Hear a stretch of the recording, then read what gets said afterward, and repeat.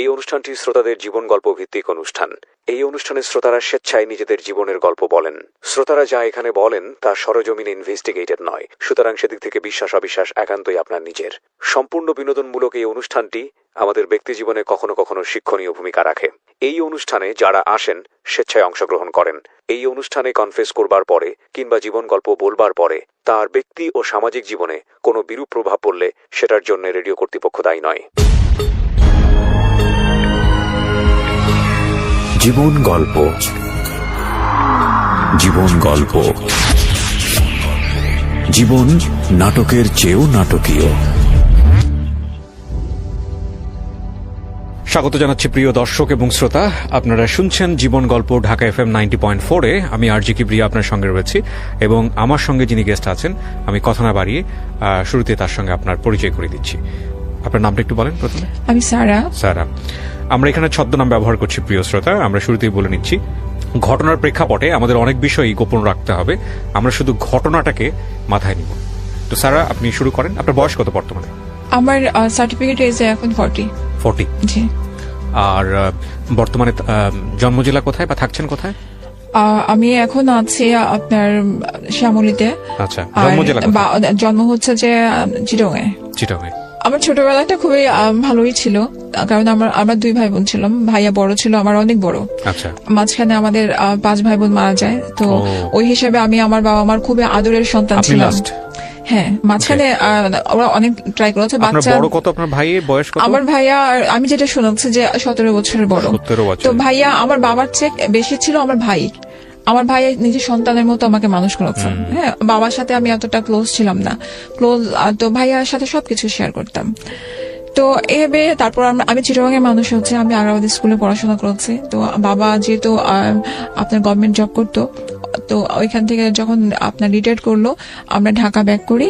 Back করার পর এখানে ভাইয়া বিজনেস আরম্ভ করে, ভাইয়ার সাথে আমার বাবাও ভাইয়ার সাথে বিজনেস দেখাশোনা করে বিয়ে করলো। ভাইয়ার 4টা বাচ্চা। যখন আমি ঢাকাতে আসি, দেখা গেছে যে ওই যেটা হয় আর কি। ঢাকাতে কেন আসলেন?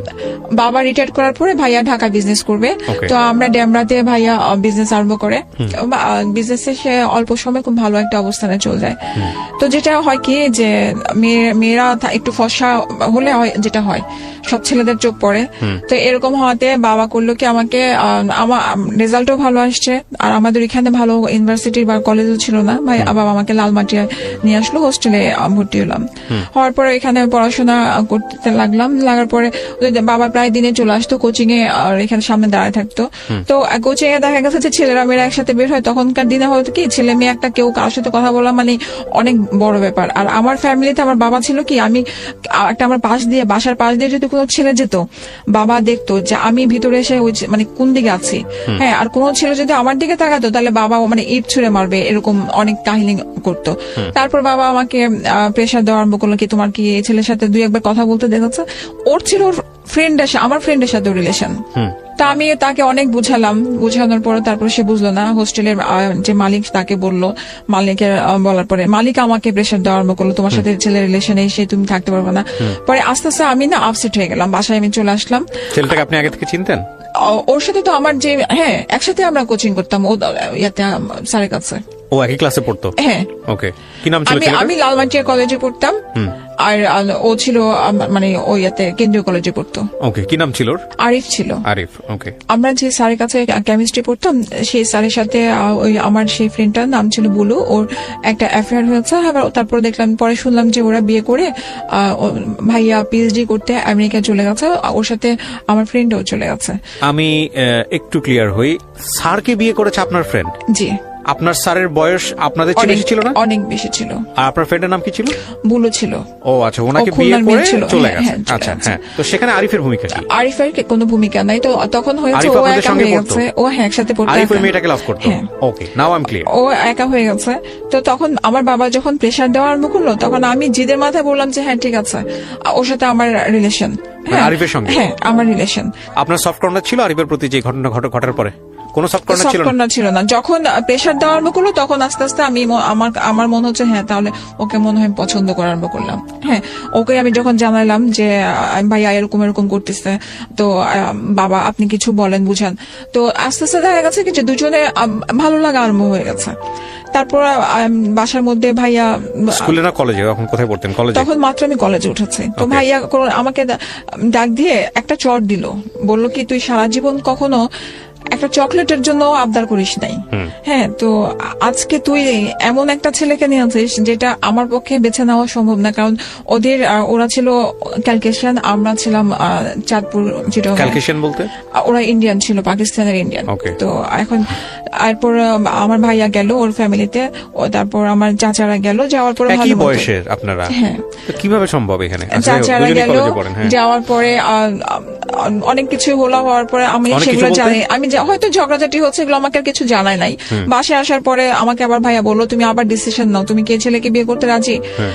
না হলে অনেক ছেলে আছে। আমি বলছি না ঠিক আছে, আমি ওকে বিয়ে করবো। আপনার সঙ্গে আরিফের কি কথাবার্তা হচ্ছে? কোনো কথা না।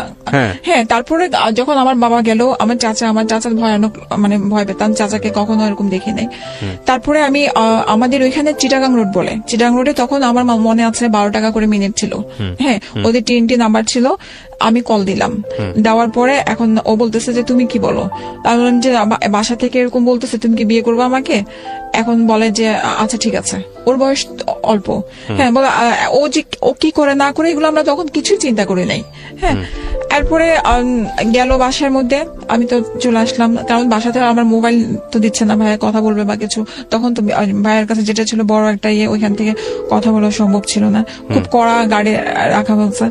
এরপরে আমার চাচা আসলো, আমার চাচা এসে ওদের বাসা থেকে আসলো, আসার পরে বললো যে যেটা দেখলাম যে ক্যালকেশনের সাথে আমাদের কখনো মিলবে না, আর ওই ছেলেকে ওরা রুমের মধ্যে আটকে রেখেছে, রুম থেকে এসে আমার সামনে কথা বলার সুযোগ নাই। হ্যাঁ, তাহলে তুমি কিভাবে ওকে তুমি বিয়ে করবা? তারপরে না আমি আমার কাছে মনে হচ্ছিল যে ওই আমার জগৎ।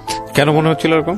কারণ আমি ছেলে বলতে ফার্স্ট লাইফে এই ছেলেকে দেখেছি, আমি অন্য কোনো ছেলের সাথে কখনো মিশতে পারি নাই বা কিছু। আমার কাছে মনে হচ্ছে যে আমার বাবা এত প্রেশারে রাখতো যে সব ছেলেকে নিয়ে সন্দেহ করায়, ওর সাথে রিলেশন হচ্ছে নাকি, হ্যাঁ, তো কেউ তাকাতে পারতো না। আমার কাছে মনে হচ্ছে বিয়ে হয়ে গেলে আমার ঝামেলা শেষ, আমি ওই বাসায় চলে যেতে পারলে আমাকে আর সন্দেহটা করবে না। তো যখন বলার পরে বলতেছে আবার চিন্তা করো। আমি বললাম যে কাকা আর চিন্তার কিছু নাই, আপনি ইয়ে করেন। তারপরে তো বাসায় প্রচুর ঝগড়াঝাটি গন্ডগোল হলো। আবার গেল, যাওয়ার পরে ওদের বাসা থেকে আসলো, আসার পরে ওর বাবা মা আসলো, ওর বোন আসলো, ওনারা আমাকে খুব সুন্দরভাবেই গ্রহণ করলো, আমার জন্য কাপড় চোপড় নিয়ে আসছিল, খুব ভালোভাবে ইয়ে হচ্ছে। তারপর একটা ডেট ফিক্সড হলো, হওয়ার পর ভাইয়া অনেক ধুমধাম করে, মানে একমাত্র বোন তো, সে খুব আদর করে ওর ধুমধাম করে বিয়ে দিল। কত সালে? 2001 সেপ্টেম্বরের 29 তারিখ। তখন আপনি কলেজে পড়েন, সেও কলেজে পড়ে, ফার্স্ট ইয়ার? হ্যাঁ। ওকে। তারপরে বিয়ে গেলাম। আপনারা তো খুবই বুঝমান গার্ডিয়ান ছিলেন, ওই পক্ষও ছিল এই পক্ষও ছিল। ঠিক আছে, যদি মেয়েটা ছেলেকে পছন্দ করে ঠিক আছে, একসময় বিয়ে করবে, ম্যাচিউর হলে বিয়ে করবে, লেখাপড়া করতে থাকুক, তখনই কেন বিয়ে দিতে হবে? আপনি তো বাসা থেকে বের হয়ে যান নাই, ও তো আপনার জন্য পাগল হয়নি, কারণ ও পাগল ছিল যার জন্য তাকে সে তো অন্য কাউকে বিয়ে করে দেশের বাইরে চলে গেছে। ওদের ফ্যামিলি থেকে চিন্তা ছিল কি যে আমরা যদি করে রাখি, হ্যাঁ, তাহলে আক্ট করা কিন্তু আরো 2 বছর আগে রেখে দিয়েছিল, কিন্তু নেয় নাই করে। আরো 2 বছর আগে রেখেছে? আপনার ইন্টার ফার্স্ট ইয়ারে থাকা অবস্থায় বিয়ে করলেন, তারও 2 বছর আগে আক্ট করে রেখেছে? হ্যাঁ। আপনার 2001 যখন আপনার আক্ট করেছে, নেয় নাই, মানে আসা যাওয়া করতে দেয় না, আমার সাথে কোনো যোগাযোগ করতে দেয় না। ওনার ধারণা ও চুরি করে আসতো। আপনার আক্ট হয়েছে 2001-এ, তার আগে কোনো যোগাযোগ ছিল না? 2001-এ আক্ট হওয়ার পরে 2 বছর কোনো যোগাযোগ করতে দেয় না। হয়তো কি ও আসতো চুরি করে, আপনার ধরেন সোমবার বৃহস্পতিবার এরকম চুরি করে আসতো। তো আসলে ওই হঠাৎ করে একটু কথাবার্তা বলতো, ড্রয়িং রুমে বসে থাকতাম, তো এরকম হতো। তো একবার এর মধ্যে একবার হচ্ছে কি একদিন ও রাত্রিবেলা, স্কুলে গেলে তো কলেজে গেলে তো দেখা হয়তো। আমার তো কলেজ সবকিছু বন্ধ করে দিয়েছিল। কেন? বিয়ে তো হয়ে গেছে, আপনার কলেজ যাওয়া বন্ধ করে দিলেন? না, তারপরে বন্ধ করে দিয়েছিল, বলছিল যে আমার ভাইয়ের জিত ছিল যে ওকে আমি প্রাইভেটে পরীক্ষা দেওয়াবো, আমি ওকে হোস্টেলে বা লালমাটিয়াতে যেখানে এত বড় ঘটনা ঘটে গেছে আমি ওকে হেবে পড়া। কি আশ্চর্য, ধুমধাম করে বিয়ে দিয়ে দিল ছেলের সঙ্গে, তারপরে আবার ঘরের মধ্যে আটকে রেখে প্রাইভেটে পড়াবে। আমি কনফিউজ। হ্যাঁ, কলেজে আমাকে আর ওইখানে পড়াবে না, আমার ভাইয়ের জিত ছিল না, ওই কলেজে আর পড়াবো না, তুমি প্রাইভেটে পরীক্ষা দাও। হ্যাঁ, তো এখন ওইখানে আমি ওই এত কিছু আর আমি তখন জিজ্ঞেস করি না, ঠিক আছে প্রাইভেটে। আমি প্রাইভেটে পরীক্ষা দিয়ে নিয়ে আমি দিয়েছি ওপেন ইউনিভার্সিটি থেকে দিয়েছিলাম আপনার HSC। তারপরে তো ওদের বাসায় আমি যখন গেলাম তখন আমি প্রেগনেন্ট ছিলাম। হ্যাঁ, ও যখন আক্ট করে রেখেছে, লাস্টের দিকে দেখা গেছে যে আমার কনসিভ করে ফেলে, তখন বাসা থেকে। বিয়ের কয় বছর পরে? 2 বছর। হ্যাঁ, এই তো- বাসায় থাকা অবস্থায়, আপনার বাসায় থাকা অবস্থায় আমার বাসায় থাকা অবস্থায় চুরি চুরি করে আসতো? এটা নিয়ে, হ্যাঁ। তো একবার আসছিল, ওর বাবা রাত্রিবেলা থেকে ছিল, ওর বাবা সকালবেলা গাড়ি দিয়ে নিয়ে আসছে, এসে মানে জোর করে নিয়ে চলে গেছে। এরপরে এই চুরি চুরি দেখা অবস্থায় দেখা গেছে যে আমাকে তখনই আমার ভাবি বলতো যে ওর নিশ্চয়ই কোনো সমস্যা আছে, না হলে ও তোমার সাথে কোনো ধরনের কিছুতে ইনভলভ কেন হচ্ছে না। তো এরকম করতে করতে ভাবি এক ধরনের প্রেশার দিল, পরে আমিও দিলাম, দেওয়ার পরে তো আপনার তারপর আমি কনসেপ্ট করার পরে ওর ফ্যামিলি থেকে পরে উঠায় নিয়ে যায়।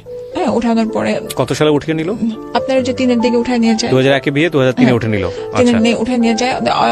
তো ভালো মতো ওখানে আমি যাই, যাওয়ার পরে ভাইয়া রাতেবেলা আমাকে মানে দেখতে যাওয়ার পরে ভাইয়ের কাছে কেন জন্য মনে হচ্ছে যে আমি আমার বোনকে যে জায়গাটায় দিয়েছি এত ভালো মতো অবস্থান করে, কিন্তু জায়গাটা মানে পুরানো একটা চাদর, একটা নতুন বউ হিসেবে একটা মানে প্রেগনেন্ট অবস্থায় গেছে, ওদের তো খুশি হওয়ার কথা। পুরানো একটা চাদর বিছানো, সারা মানে ওরকম ভাবে বসে আছে। ভাই আমাকে শুধু একটা কথা বললো যে তুমি কখনো ওর কাছ থেকে কোনো টাকা পয়সা চাইবে না, যা লাগে তুমি আমার কাছ থেকে বলো। ও লেখাপড়া তখন বন্ধ? ও কিছু করে নাই। ও হচ্ছে একটু স্টিঙ্গল টাইপের হয়ে গেছে। ও আগে থেকেই মানে রাজনীতি প্লাস আপনার ওই অ্যাডিক্টেড ছিল। তো প্রথম থেকে জেনে আপনি তাকে বিয়ে হ্যাঁ। করছেন?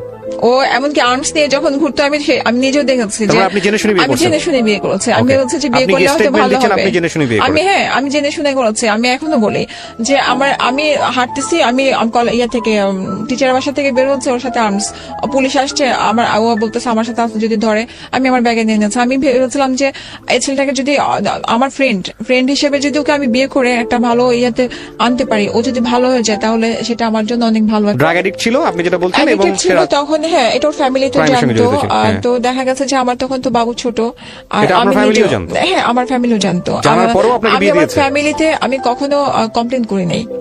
আপনার ফ্যামিলি জানতো ছেলেটা ড্রাগ নেয়? না, আমার ফ্যামিলিতে আমি কখনো ফ্ল্যাশ করি নাই। আপনার ফ্যামিলি জানতো যে তার সঙ্গে আর্মস থাকে?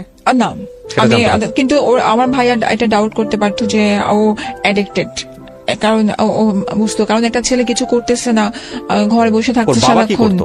ওনার বাবা ছিল প্ল্যানিং ম্যানেজার।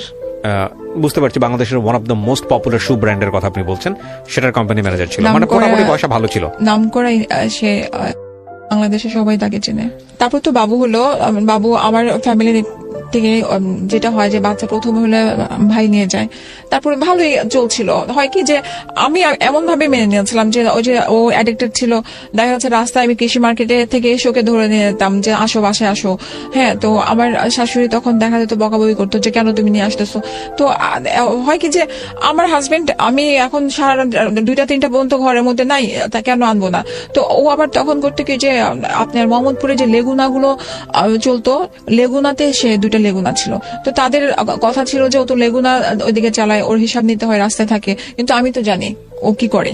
হ্যাঁ, তো আমি বললো তারা এটা বিশ্বাস করতো না। হ্যাঁ, তুমি মিথ্যা কথা বলতেছো, তুমি বানায় বলতেছো।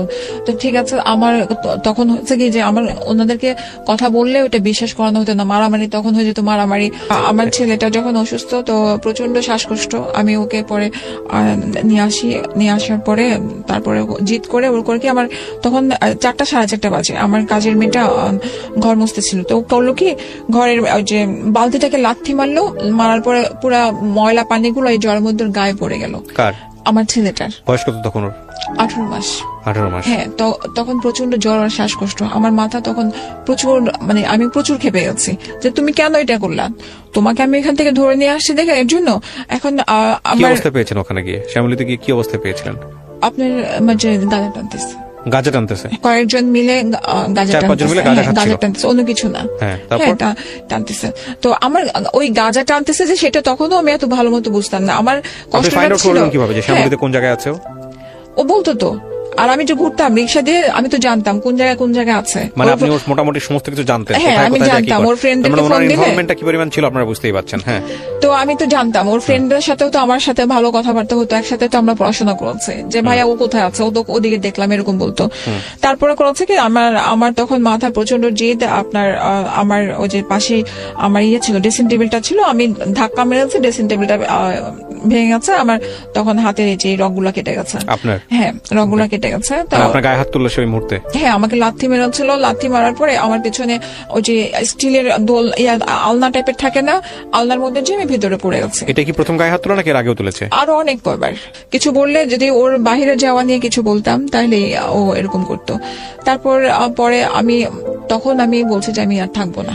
ওকে আপনি যে জোর করে এভাবে বিয়ে করলেন, ও কি আপনাকে ভালোবাসতো? বিয়ের আগে বলেছিল আমি তোমাকে ভালোবাসি? না। তারপর ওর কথা কি, ও আমাকে এইটা ব্লেম দেয় যে তুমি ফ্রেন্ডকে বিয়ে করেছো। আপনি তাকে এক অর্থে জোর করে বিয়ে করেছেন, ফ্রেন্ড হিসেবে বিয়ে করেছেন, এবং সে মেন্টালি মারাত্মক রকম ভাবে উইক ছিল। আমি যেটা বলছি সেটা আপনি উত্তর দিয়ে শুধু মুখের ইশারা করলে হবে না, আমার অডিয়েন্সকে বুঝতে হবে। মানে আমি যা বলছি সেটা হ্যাঁ অথবা না। উইক ছিল, সে আমাকে ভালোবেসে বিয়ে করেছে, কারণ সে নিজের বিয়ের গাড়িটা, আমি বলি বিয়ের গাড়িটা সে নিজে কাউকে ধরতে দেয় নাই। বিয়ের গাড়িটার ফুল দিয়ে সে সারাদিন নিজে সাজিয়েছে। এটা মিন করে না যে সে আপনাকে ভালোবাসে। এটা 0% মিন করে। এটা তার জীবনের স্বপ্ন ছিল, হয়তো সে নিজের বিয়ের গাড়ি নিজে সাজাবে। সে সাজিয়েছে। বুঝবো কিভাবে যে ভালোবাসে কিভাবে? আপনাকে সে ওয়ার্ড দিয়েছিল, একটু আপনি বলেছেন যে সে বলে নাই। না, সে কখনো এরকম বলে নাই, বলে কিন্তু নাই। আপনি তাকে ভালোবাসতেন। বিয়ের পরে বলেছে। আপনি তাকে বলেছেন, বিয়ের আগে বলেছেন যে আপনি তাকে ভালোবাসেন। সে যদি আপনার কাছ থেকে সরে যেতে চাইতো বিয়ের আগে, আপনি তাকে যে কোনো ভাবে হোক ধরে রাখতে চাইতেন না? আচ্ছা, আমার ভিতরে এটা কখনো কাজ করবে না। আমার যে কেউ সরে যেতে চাইবে আমি জোর করে ধরে রাখবো। আমি তাকে বলছি, এমন আপনার গায়ে বলছি। হাত তুললো শ্যামলীর এখান থেকে 2টা পয়েন্ট 3টা পয়েন্ট আমরা কিন্তু মাথায় নিয়ে নিয়েছি, এবং আপনারা খুব ভালো করে খেয়াল করবেন টিনেজ বয়সের এই যে ক্রেজিনেসটা, এটার শেষ পর্যন্ত রেজাল্ট কি দাঁড়ায়। এবং ডেফিনেটলি আপনি যেটা বললেন না, যে ওই যে একটা ছেলে ড্রাগ নিচ্ছে, একটু শৃঙ্খল টাইপের, এবং একটু এই পিস্তল নিজের কাছে রাখে, অন্য সবার চেয়ে আলাদা একটা পাওয়ার হোল্ড করে, এই ধরনের ছেলেদেরকে অনেক মেয়েরাই অনেক বেশি পছন্দ করে। অনেক মেয়ে পছন্দ করে। আপনি মাথা নাড়তেছেন, অনেকে বুঝবে না, কারণ করে তখন হয়েছে কি, গিটার নিয়ে হাঁটতো, চুলগুলো বড় বড় ছিল, ফ্রেন্ড ছিল। হ্যাঁ, তো আমার কাছে ভালো লাগা কাজ করেছে। মানে ওটাকে আপনার সিনেমার হিরো মনে হতো? না, ওইটা মনে হতো না যে সিনেমার হিরো, কারণ সে যখন দুর্বলতা সেও দেখেছে। হ্যাঁ, সে ফ্রেন্ড হিসেবে সে আমার সাথে প্রত্যেকটা জিনিসে হাঁটছে। হ্যাঁ, তো যখন বিয়ে করেছে তখন তো ভাববো যে বিয়ের আগে আপনাদের কোনো ধরনের ইনভলভমেন্ট ছিল? তারপরে আমি তখন আর আমার ছেলেকে নিয়ে যৌথ পরিবারে থাকতেন ওই সময়টাতে আপনারা? হ্যাঁ, ছিল বাড়ির মধ্যে?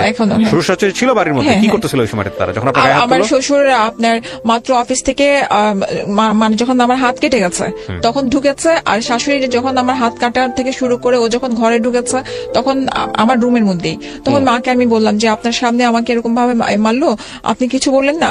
বলে যে আমি কি ওকে ধরবো কিভাবে? আমার শক্তির সাথে কি আমার শাশুড়ি অসুস্থ ছিল, যেটা সত্যি কথা। উনি হার্টের পেশেন্ট ছিল, কিডনির পেশেন্ট ছিল। তো এরপর ও ইয়ে করলো, তো আমি বললাম যে আমি থাকবো না, আমি এরকম ভাবে আমি বাসায় চলে যাবো। এর আগে হতো কি, কোনো কারণে আমার শাশুড়ি যদি কিছু কমপ্লেন করতো, আমার শাশুড়ি আমার সাথে কখনো ঝগড়া করতো না। ওকে যদি কিছু বলতো তো আমাকে করতো কি, আমার বাসায় 1-2 মাসের জন্য রেখে আসতো। বল যাও, বাসায় যাও, তাহলে আম্মা একটু ঠান্ডা হবে, দেখা যাবে যে টাকা পয়সার যেহেতু প্রবলেম, আমাদের তো তাদের কাছ থেকে টাকা নিয়ে আমাদেরকে বাচ্চার খরচটা নিতে হয়, কারণ সে দেয় না। আর তা আমার বাবা যখন দিবে ওই বাবার থেকে নিতে হয়। বললাম কি থাকবো না। তো আমার শ্বশুর আমাকে খুব জোর করলো, কেন ভুল হয়েছে, ঠিক আছে আমি দেখতেছি। তো আমি তখন বলছি না, আমি বাসায় যাব। হ্যাঁ, বলার পর তো উনি আমাকে তখন একটা চট দেয়। দেওয়ার পরে তো আমার তখন উনি চটটা, আমার শ্বশুর চটটা উনি ভালোর জন্যই দিয়েছেন, যেটা আমি ফিল করি যে একটা বাবা হিসেবে হয়তো মনে করেছে চট দিলে হয়তো আমি বুঝবো, কিন্তু তখন উনি আমাকে বলছে যে থাকো, আমি দেখতেছি। তখন ও আমাকে রাগারাগি, ও বলতেছে যে যেতে দাও আব্বা ওকে, হ্যাঁ ওকে থাকার দরকার নেই, যেতে দাও, যাক দেখে কি করে ওর বাসার মধ্যে কদিন রাখে, এভাবে বললো। তো তারপরে এই ঝগড়া হতে হতে হ্যাঁ, তো তখন প্রায় 11:30 এর মধ্যে আবার সে করলো কি, আপনার আমাকে নিয়ে গেল, আমার হাত বাংলাদেশ মেডিকেলে যে হাত ওয়াশ করালো। হাত ওয়াশ করায় তারপরে আমি যেতে চাই নাই, ও আমার হাত মেয়ে ছিল, তো ওইটা আবার এক্সরে করালো। করার পরে তো ভাইয়া আসলো, ভাইয়া আসার পরে ভাইয়া করলো কি, ভাইয়া ভাবলো যা হয়তো বা সাথে করে নিয়ে গেলে জিনিসটা একটু ঠান্ডা হবে। ভাইয়া তাকে ভাবি আসলো, ভাবি আসার পরে আমি ভাইয়া ভাবির সাথে গাড়ি দিয়ে চলে গেলাম। যাওয়ার পরে ওইখানে আমি 1-1.5 মাসের মতো ছিলাম। এই 1-1.5 মাস কি আপনি জানিয়েছেন আপনার পরিবারকে কি ঘটনা ঘটেছে, কেন ওই ছেলেটার ক্যারেক্টার কি অবস্থা? ওই অ্যাডিক্টেড যে, এগুলো আমি কিছু বলি নাই, মারামারির ঘটনাটা বলেছি। মারামারির ঘটনা, তাহলে ওনারা কি জিজ্ঞেস করলো না কেন মা গায়ে হাত তুললো? ওই যে বাইরে ছিল, ফ্রেন্ডদের সাথে আড্ডা মারতে ছিল, তারপর বাবু অসুস্থ, আসে নাই, ডাক্তার দেখানো লাগবে, কিছু বলেছেন মিথ্যারিতা মিলিয়ে? হ্যাঁ, আমি ক্যারেক্টার, আমি কখনো ওকে আমার বাবা মার চোখে খারাপ করি নাই। মানে এই নেশা আর আমি এগুলো বলি নাই।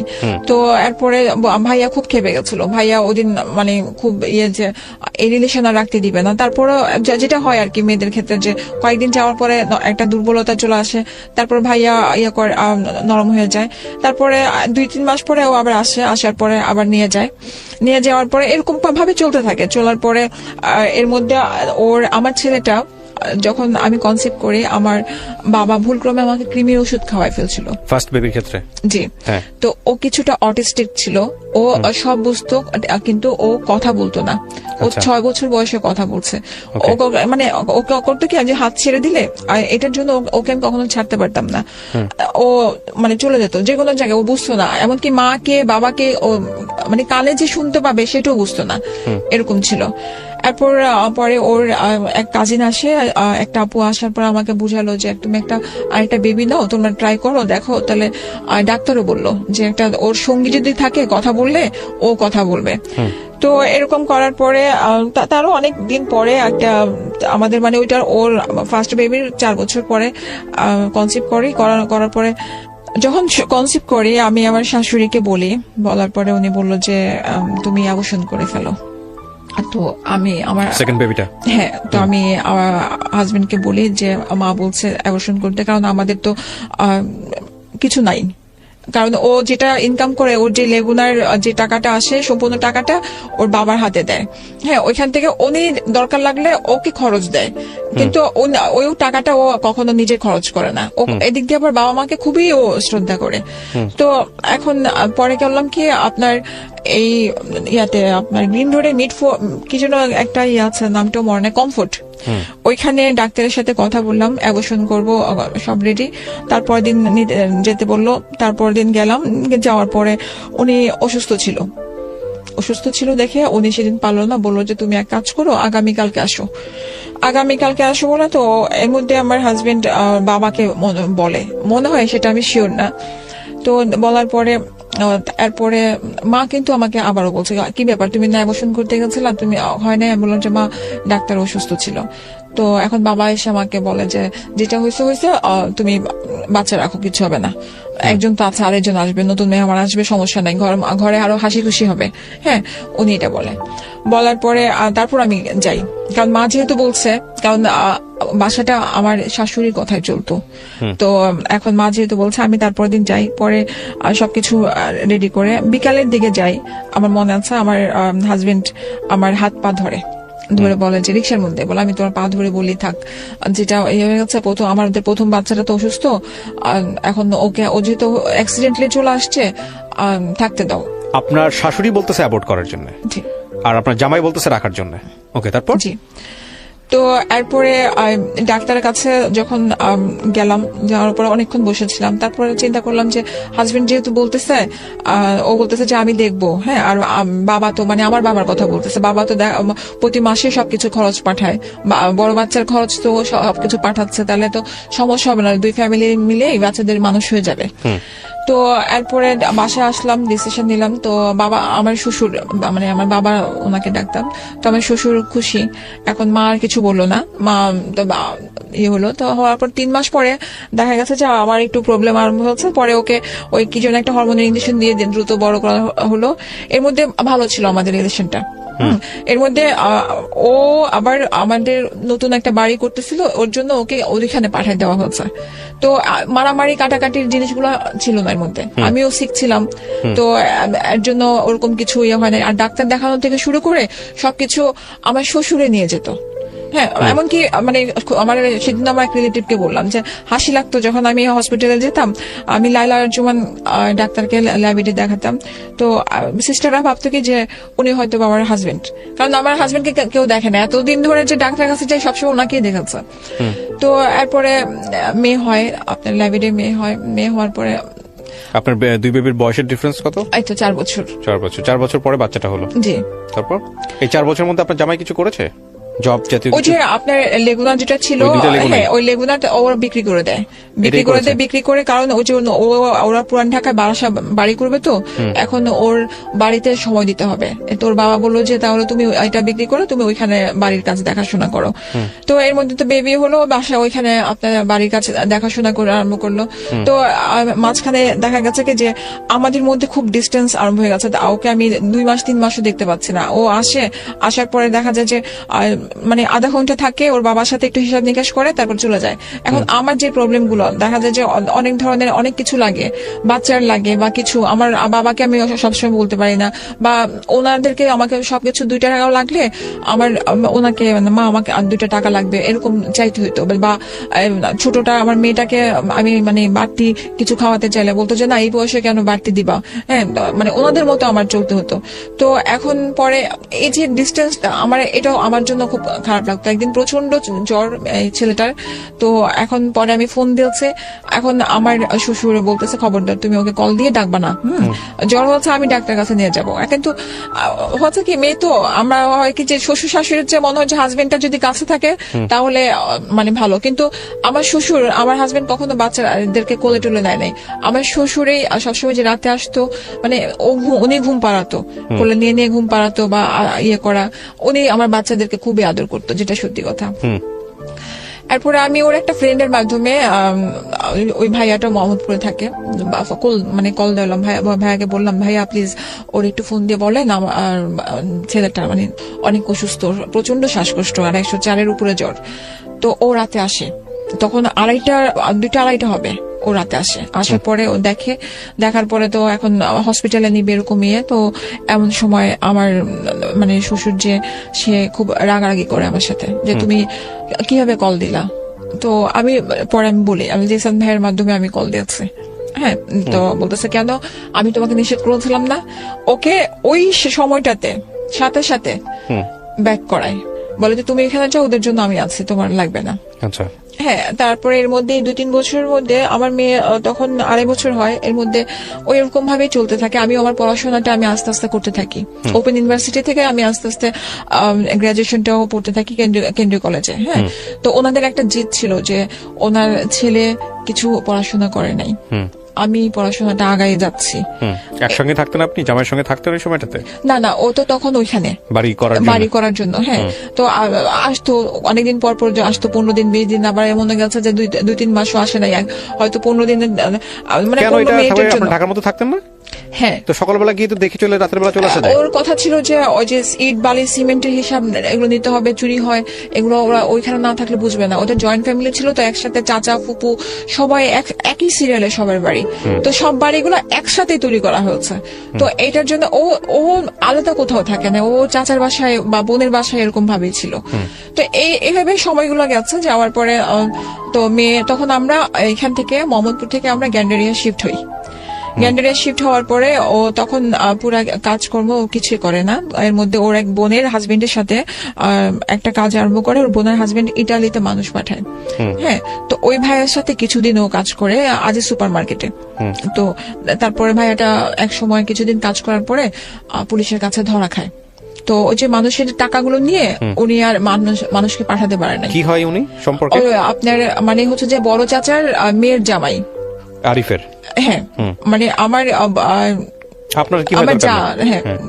তো পরে কি করে ওই জবটাও যাওয়ার পরে ওর মামাতো ভাই যে বনানীতে জব নেয় এখানে, তারপরেও জব নেয় ওখানে, নেওয়ার পরে জবটা ভালো চলে। আমাদের আস্তে আস্তে মনে হচ্ছে যে সুখের দিন ফিরে আসছে। এমন সময় আমার ননদেরও বিয়ে ঠিক হলো, বাচ্চাগুলো আস্তে আস্তে বড় যাচ্ছে। তো আমার ছেলেটাও কথা বলা আরম্ভ করলো। তো আমরা তখন ওই টাইমটাতে খুবই হ্যাপি ছিলাম। তো যে ইনকামটা যেটা করতো সম্পূর্ণ টাকা এসে ধরেন আমার হাতে দিয়ে দিত। ইনকাম বলতে ও যে জবটা করতো, মাসে যে স্যালারিটা পেতো। কিসের স্যালারি পেতো? ও ছিল ওইখানে ওর ভাইয়ের সাথে, ওইখানে ইয়েতে ছিল, কোথাও জয়েন করেছিল। হ্যাঁ, ওইখানে ও যেটা করতো মানে ও হচ্ছে যে ওইখানে যারা আছে তাদেরও উপরে লেভেলের সব ধরনের কাজ করতো, ভাইয়ের সব ধরনের কাজ। আপনার পরিচিত কারোর মাধ্যমে এসে জবে ওর ঢুকেছে? হ্যাঁ, ওর ফুফাতো ভাই। ওকে, বুঝতে পেরেছি আমরা। হ্যাঁ, তারপরে কি হয়েছে? ফুফাতো ভাই। তো এখন তো দেখা যাচ্ছে ভালো এই সময়, ওই সময়ের মধ্যে আমি জানলাম না ওরা দুই ভাই এখানে জব করে। হ্যাঁ, ওই যে বোনের হাজবেন্ডের সাথে ও কাজ করতো না, ওর একটা ভাই ছিল, ওই ভাইটাও ওর সাথে ওইখানে জব করতো বনানীতে। তো দুই ভাই একসাথে যেত, দুজনকে বাইক দিয়েছে, ওরা একসাথে যেত। যাওয়ার পরে হঠাৎ করে একদিন শুনি ওই ভাইয়ের ওয়াইফের কাছ থেকে যে আরিফ অফিসের এক মেয়েকে নিয়ে, যে ও শনিবার দিন বাইক না নিয়ে ও কার নিয়ে বের হতো, ওই কার নিয়ে ও ওই মেয়েকে নিয়ে ঘুরতো, ঘুরে বাসায় ড্রপ করে আসতো। কিন্তু এখন হচ্ছে কি যে ওই যে ভাবিটা আবার একটু মানে একটু ওপেন মাইন্ডেড ছিল। তো ভাবি আমার বাসায় আসলে এসে বললো যে তুমি কি জানো এরকম সাথে তো ওদের খুব ভালো সম্পর্ক, হ্যাঁ, গাড়ি নিয়ে ওরা শনিবার দিন ঘুরতে। তারপর তাহলে গাড়ি নিয়ে ভাবে ঘুরতে যায় মানে ওটা জানলো কিভাবে মহিলা? কারণ মহিলা জানলো এভাবে, ওদের আপনার আসাদ গেটে যে সিএনজি পাম্প, এটা হচ্ছে যে ওদের, আর ওই পাম্পে থেকে ওরা ভুলে ক্রমে না জানি না গ্যাস নিতে গেছে।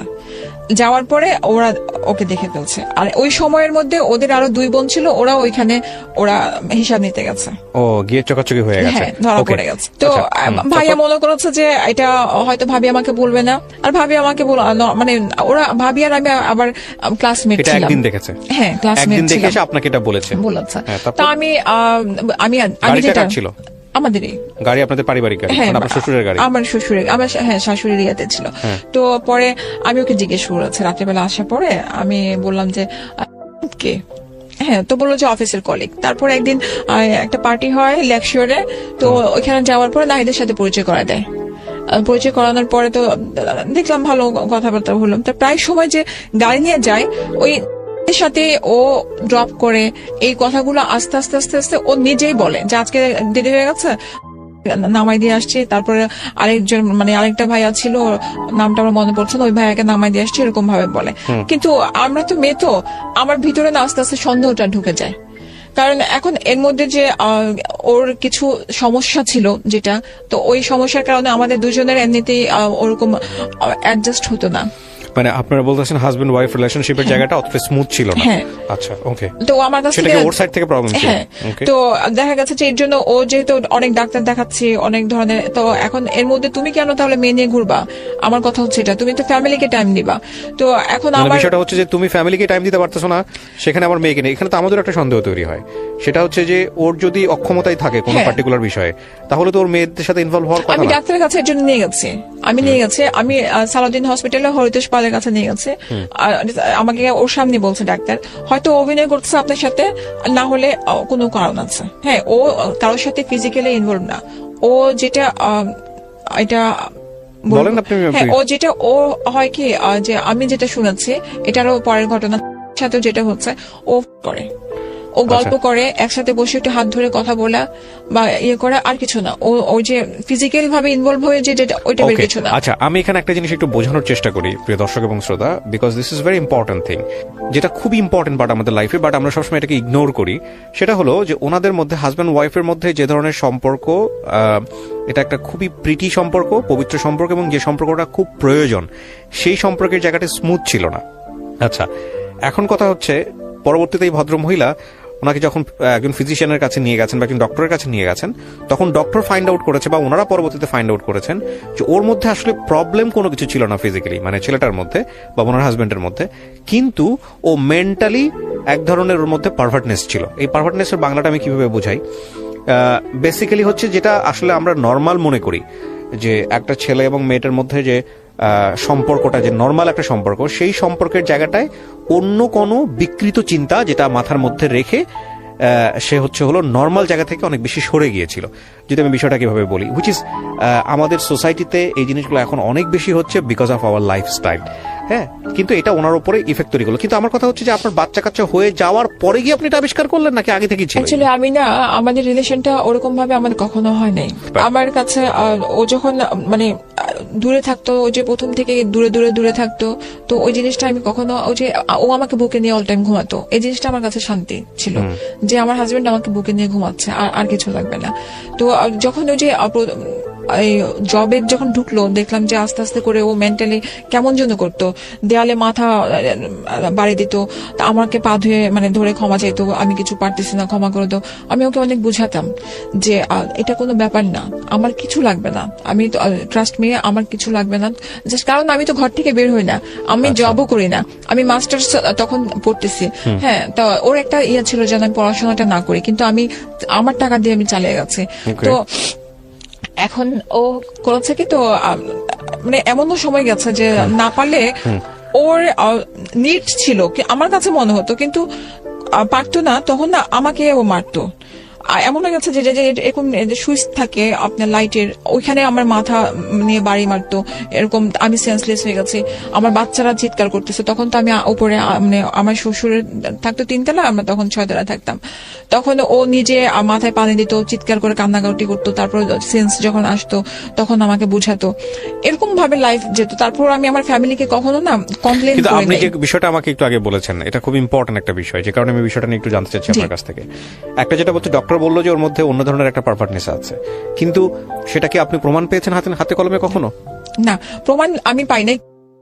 এমন টাইমে ওই অ্যাক্সিডেন্টটা করে, সেটা হচ্ছে যে আপনার মেবি যে মিরপুরে একটা খেলার স্টেডিয়ামে খুব সুন্দর করে সাজিয়েছিল কোন একটা ফুটবল খেলার মনে হয় তখন, পুরা আমাকে ও আবার এই জিনিসগুলো করতো, ওর কয়েকটা গুণ খুব ভালো ছিল, যে আমি যে কোনো টাইমে যদি বলতাম একটু ঘুরায় নিয়ে আসো না, ও আমাকে নিয়ে বাইকে করে ঘুরায় নিয়ে আসতো।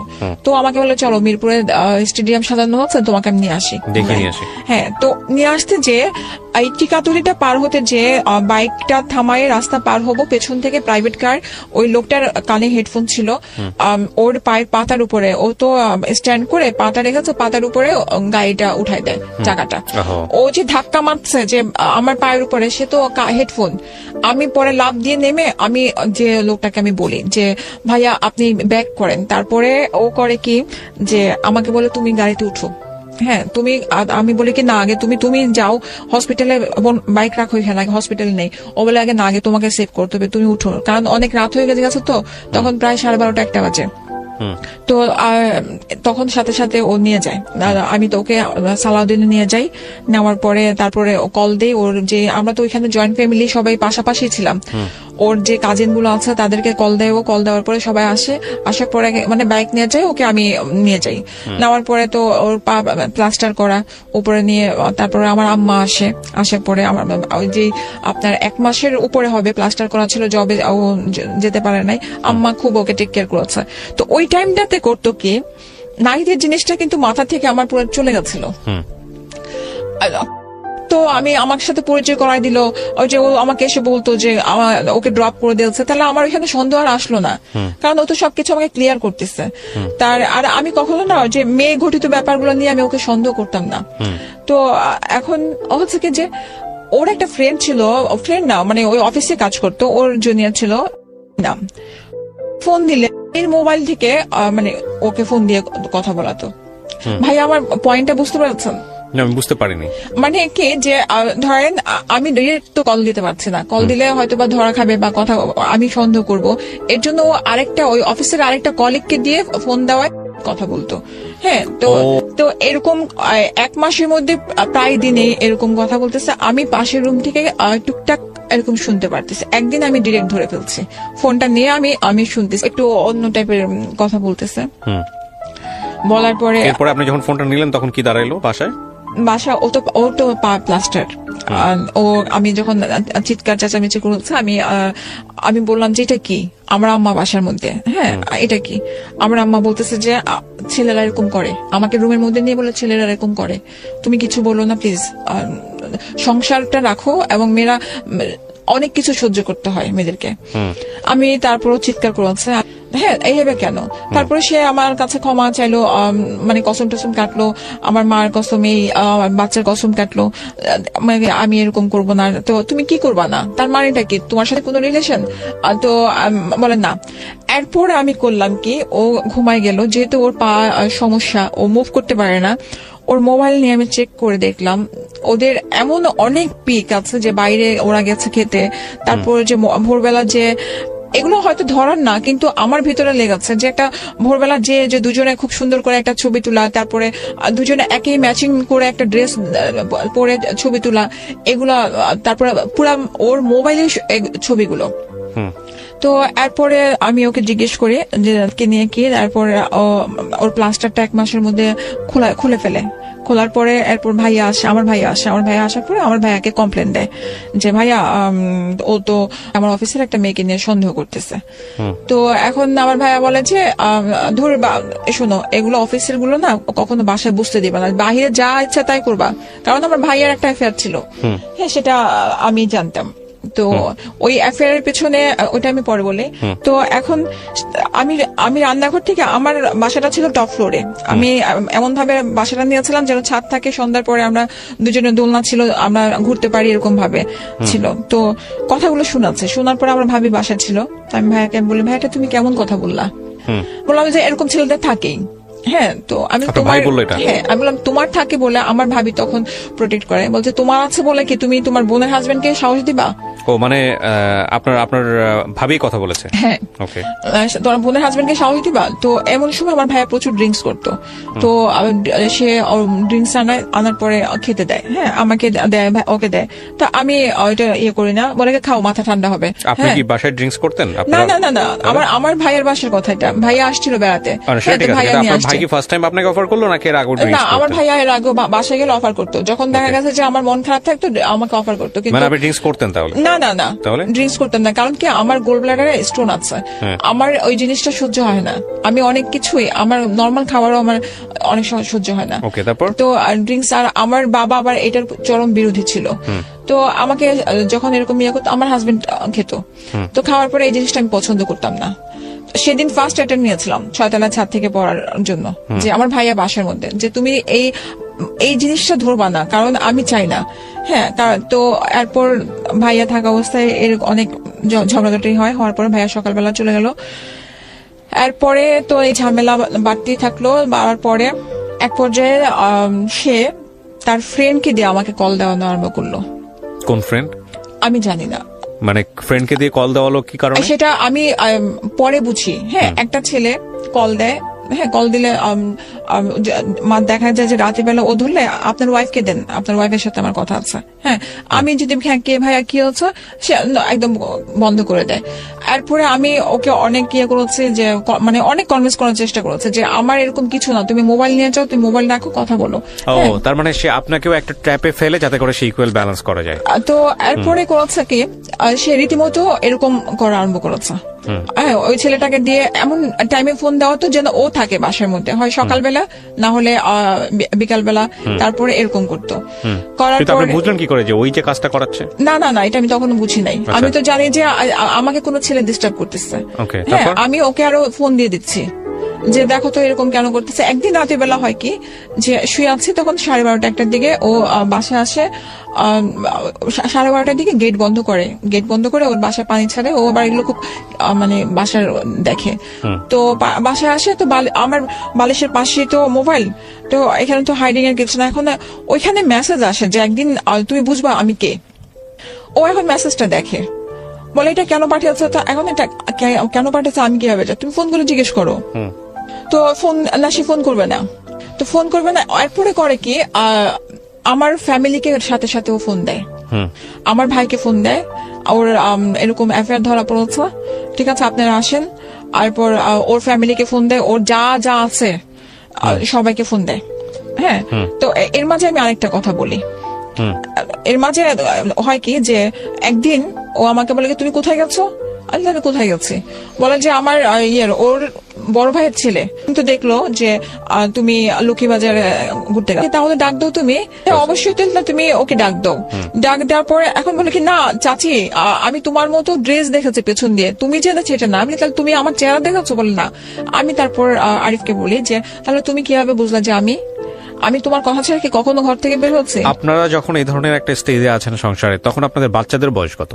বাচ্চারা তখন আমার ছেলের তখন তো 7 আর 7-8 এরকম। মেয়েটার? আপনার মেয়ে তো ছোট তখন, তো আপনার ওর 7 বছর হলে 4 বছরের ছোট ওর। 3 বছর। হ্যাঁ, তখন স্কুল ভর্তি হয় নাই তখন। ছেলেকে স্কুল দিয়েছে, উইলস্টেটে পড়তো। এরপর পরে করলো কি আমার তারপরের দিন বাসায় দেখলাম কি আমি জানি না বাসার মধ্যে সন্ধ্যার সময় আমার আব্বা আম্মা আমি বললাম কি ব্যাপার আব্বা আমার সাথে কথা বলে না। আপনার বাবা মা নিজের বাবা মা চলে আসছে? হ্যাঁ, আমার সাথে আমার ভাইয়ার যে ইন্ডাস্ট্রি তার ম্যানেজার চলে আসছে। হ্যাঁ, ভাই আসে নাই। এখন আমি কিছুই জানি না, আসছে এবং কথা বলতেছে না, না কে কথা বলে না। আমার শ্বশুর শাশুড়ি আসছে, আমার ফুপা শ্বশুর আসছে, ফুপা শ্বশুর চাচা, তারপরে ফুপি শাশুড়ি আসছে, ওনারা আমাকে খুবই আদর করে। তো এখন আমি জিজ্ঞেস করতেছি কি হয়েছে, এখন ও দেখি লিস্ট নিয়ে আসছে, কল লিস্ট নিয়ে আসছে মোবাইলের, যে আমি কারোর সাথে কথা বলি। হ্যাঁ, তো এখন এইটা আমি কিভাবে বিশ্বাস করাবো? আমার আব্বা আমাকে জিজ্ঞেস করতেছে তুমি কারোর সাথে ফোনে কথা বলো? আমি যে ফোনে কথা বলি না, এরকম কেউ যদি কল দেয় এখন কল ধরি, কিন্তু আমি কারোর সাথে ওই ধরনের কোনো পরকীয়াতে সম্পর্কে নাই বাবা। হ্যাঁ, আমাকে বলে যে কোরআন শরীফ ছুঁয়ে বলো, বাচ্চার মাথা ছুঁয়ে বলো। যে হ্যাঁ অবশ্যই কোরআন শরীফ ছুঁয়ে বাচ্চার মাথা ছুঁয়ে বলছি। এখন তারপরও সে এটা না, সে স্বীকার করবে না, সে এটা না আমার সম্পর্কই। এখন আমি বলছি তাহলে তুমি ছেলেকে নিয়ে আসো, যেহেতু তুমি যেভাবে বের করেছো নিশ্চয়ই তুমি কোনো ওয়ে পেয়েছো, ওটা নিয়ে আসো, যার সাথে আমার রিলেশন তাকে নিয়ে আসো। হ্যাঁ, তো আর সেগুলো কিছু না। এখন তাহলে কি করতে হবে? আমি ওকে ডিভোর্স দিব।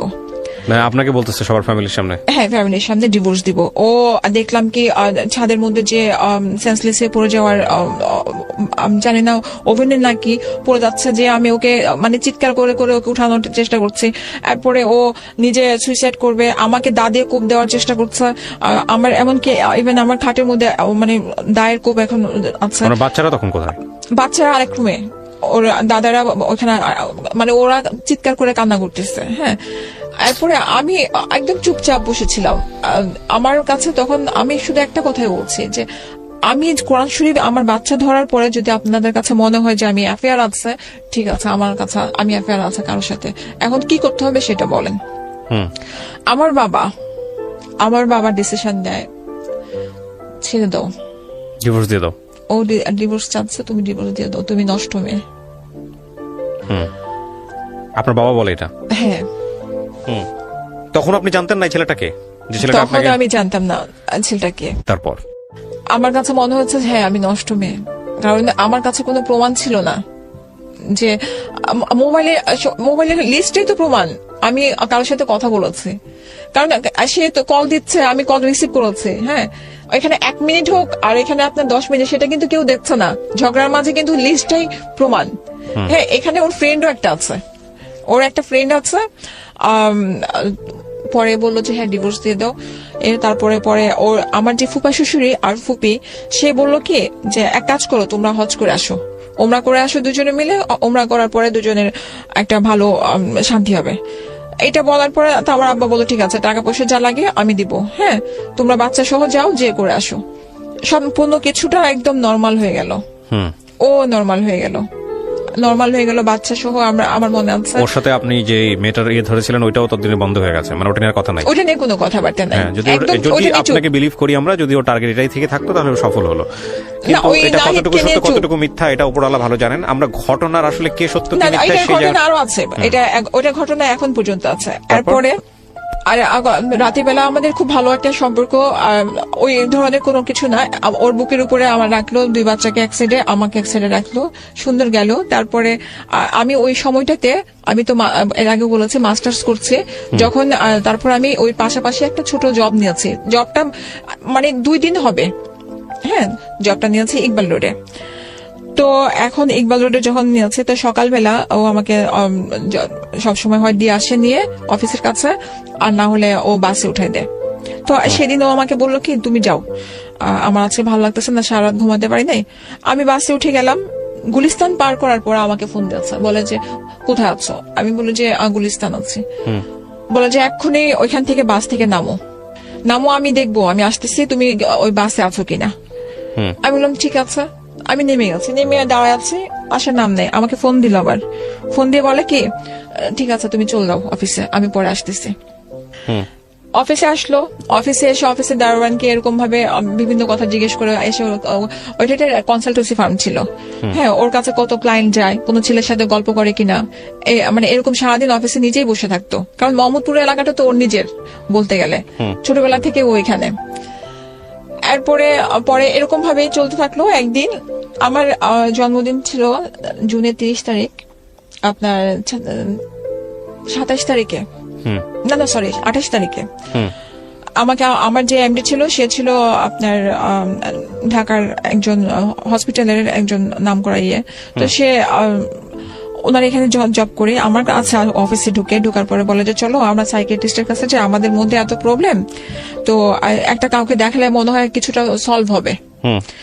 আমার এমনি তখন বলল আপনি এত দূরে কেন যাবেন, সাভার কেন যাবেন, সাভার তো অনেক দূরে, হ্যাঁ আপনি আমার ইয়েতে আসেন, হসপিটাল আসেন, আমি ভালো একজন ডাক্তার দেখা দিব। সে বললো কি না আমি ওইখানে কথা বলে আসছি। তো উনি করলো কি, বললো কি যে আপনি এক কাজ করেন, ওনার যে ধরেন ওনাকে আমি এর আগে কিছু প্রবলেম বলছি, কারণ অফিসে এসে না ও মাঝে মাঝে চেঁচামেচি করতো তো, আর নোংরামি কথাবার্তা বলতো আপনার অফিসে এসে, হ্যাঁ নোংরামি কথাবার্তা বলতো। তখন আমাকে কিছু কথা ওনাকে বলতে হচ্ছে। তো করলো কি আমাকে বিকালে লাঞ্চে পরে আমাকে নিয়ে গেল সাভারে। আমি তো ওগুলো কিছু চিনি না, বাইকে করে নিয়ে গেল। ওইখানে যাওয়ার পর দেখলাম যে একটা বিরাট একটা মাঠের মতো, একটা মাঠের মধ্যে একটা গেট, এত বড় তালা, মানে ভাত ওই যে বিয়ে বাড়িতে যেমন ভাত নিয়ে যায় না দুই হাতে করে, এরকম ভাবে নিয়ে যাচ্ছে। ঢুকলাম, তো আমি বললাম যে এটা কেমন ধরনের ডাক্তার ইয়ে তুমি নিয়ে আসছো, বলে আসো সমস্যা নাই। বিশ্বাস করবেন না ভাইয়া, তখনও আমি ওর হাত এমনি ধরে আছি, আমি বলতেছি জান আমার না ভয় লাগতেছে, এমন একটা জায়গা। এরপরে আমাকে বলে কি জান এক কাজ করো, তোমার হাতের আমার হাতে কিছু গোল্ডের রিং টিং ছিল, বললো যে এগুলো খুলে দিয়ে দাও। হ্যাঁ আমারও কেমন যেন ভালো লাগছে না, দেখলাম আশেপাশে খুব চিৎকার চেঁচামেচি করছে। তো এরপরে খুলে দিলাম, দেওয়ার পরে ওরা আমাকে ওইখান থেকে আরেকটা রুমে নিয়ে গেল, নিয়ে আমাকে একটা ডাক্তার আসলো আর আরেকটার সাথে সিস্টার আসলো। আমাকে বললো কি যে আপনি অ্যাডিক্টেড। এর আগে হচ্ছে কি যে মাঝে মাঝে আমি ওর উপর জিদ করে ঘুমের ওষুধ 2-1টা খেতাম, হ্যাঁ ওইটা হচ্ছে জিদের কারণে, ওইটা কোনো আমার নেশা ছিল না। ডাক্তার আসলো আমাকে বলে যে আপনি কি অ্যাডিক্টেড। তো আমি বললাম যে অ্যাডিক্টেড মানে, বলে আপনি ইয়াবা খান, সিগারেট খান। এগুলো আপনাকে বলতেছে? হ্যাঁ সিগারেট খান, ঘুমের ওষুধ খান। আমি হ্যাঁ খাই। আমি বলছি সিগারেট খান, এটা বলতেন? আমি সব বলছি। হ্যাঁ বললেন কেন? আপনি খান? না না শুনেন না, আমার তো তখন জিদ কাজ করছে। আমার পাশে যাকে আমি ধরে আছি এমনি, সে আমি তখন তো বুঝে গেছি যে সে আমাকে এখানে ট্র্যাপে ফেলার জন্য নিয়ে আসছে, সে আমাকে রিহাব সেন্টারে ভর্তি করার জন্য নিয়ে আসছে। তো আমাকে পরে বলতেছে আচ্ছা ঠিক আছে আপনি এখানে সিগনেচার করেন। তো আমি সিগনেচার কেন করবো, বলছে আপনি অ্যাডিক্টেড, এখানে ভর্তি হতে হলে সিগনেচার লাগবে। হ্যাঁ আপনার তো কোনো গার্ডিয়ান আসেনি, আপনার হাজবেন্ড আছাড়ি আছে। আপনি তাহলে এক কাজ করেন, আমার ব্লাড টেস্ট করেন। ব্লাড টেস্ট করেন, আপনি যদি একটা কিছু পান আমি অবশ্যই আপনি যতদিন বলবেন আমি ততদিন পর্যন্ত এখানে থাকবো। হ্যাঁ আপনি করেন। এখন দেখি যে আমার প্রাণপ্রিয় হাজবেন্ড অঝোরে কান্না করতেছে, জান তুমি কিছু বলো না, থাকো কোনো সমস্যা নাই, আমি দেখবো। হ্যাঁ আরে তুমি কি দেখবা, হাউ কুড ইট বি, তুমি কি দেখবা? হ্যাঁ আমি বললাম, তখন বলছে তুমি কি দেখবা, তোমার কিছু লাগবে না। আমি মাথায় তখন আমার একটা চিন্তা, এত বড় তালা আমি এটা ভেঙে বের হবো কিভাবে, আর এদের মাঝে আমি বুদ্ধি করে আমি ওর কিছু যে মেডিকেল রিপোর্ট ছিল আমার ব্যাগে আমি অল টাইম রাখতাম, ওইগুলো ও সরাতে চাইতো। হ্যাঁ ও কিছু ইবনে সিনাতে কিছু টেস্ট করেছিল যে ওর সাইকিয়াট্রিস্টের কাছে, ওর ওগুলো সব আমার কাছে ছিল। আমি বলে ও তখন বাইরে দাঁড়া খুব কান্না করতেছে। এরপরে আমি সিস্টারটাকে বলি যে আপু আপনি তো একটা মেয়ে, হয়তো ভাইয়া বুঝবেন, আপনি একটু রিপোর্ট গুলো দেখেন আর আপনি টেস্ট করেন, যান আপনি ইয়ে করে টেস্ট করে দেখেন। তো রিপোর্ট দেখার পরে জানি না আল্লাহ কি রহমত, আপুটা বললো কি যে আমার কাছে তো মনে হয় যে ওনার হাজবেন্ডের প্রবলেম। তো এরপরে এই টাইমে কিন্তু আমার বাবার কাছ থেকে 2 লাখ টাকা নিয়ে চলে আসছে। কে? আমার হাজবেন্ড। কিভাবে আসে? নিয়ে যে বলছে ও অ্যাডিক্টেড তো বাবা, হ্যাঁ এখন ওকে ঠিক করতে হবে, যে পাগলামি করতেছে, তো আমার কাছে তো টাকা নাই। আমার আব্বু কি বলছে যে যেভাবে হোক ওকে ঠিক করো মা, ওর 2টা বাচ্চার জন্য ঠিক করতে হবে, তাহলে ভর্তি করো, 6 মাসের জন্য দরকার ভর্তি করতে হলে ভর্তি করো, বাচ্চাগুলো আমার কাছে থাকবে। এখন আমাকে বলে বাবা আপনাকে এত ভালোবাসতো, অথচ আপনার বাবা চোখ বন্ধ করে বিশ্বাস করলো। আমার তখন জিদ একটা কাজ করছিল যে আমাকে একটা কল দেয় নাই, আমি অ্যাডিক্টেড, ওইটা পরে বলি।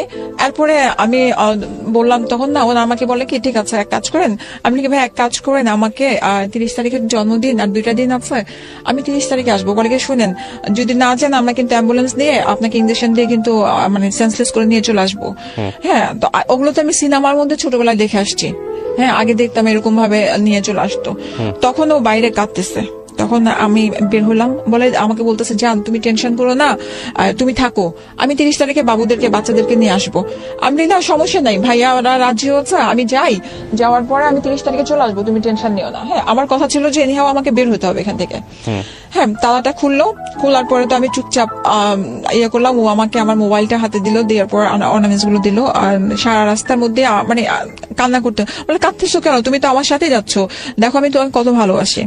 এরপর আমাকে অফিসে ড্রপ করলো। অফিসে ড্রপ করার পরে আমার চেহারা দেখে তো বুঝে গেছে আমার বস, তো উনি আর কিছু বললো না, বললো যে আপনি কি কোনো লিগ্যাল অ্যাকশন নিবেন? আমি বললাম না। বাসায় গেলাম, বাসায় যাওয়ার পরে তারপর আমার শ্বশুর মানে আমার বাবাকে বললাম, বাবা জানেন আপনার ছেলে কি করেছে? বলে কি করেছে? আমি বলে আমাকে রিহ্যাব সেন্টারে নিয়ে গেছে ভর্তি করানোর জন্য অফিস থেকে। বলে আরে যা, এভাবে আমাকে সে বলছে যে আরে যা, তোর বাপই তো টাকা দিচ্ছে ভর্তি করার জন্য, তোর বাপই তোকে পাগল বলতেছে। এই কথাটা শোনার পর না আমার কাছে মনে হচ্ছে আমি আর দুনিয়াতে নাই। আমি তারপর আমার বাবাকে আমি ফোন দিয়ে বললাম যে আপনারা আমাকে একটাবার কল দিতে পারেন নাই, যে আমি কে, আপনাদের সন্তান না?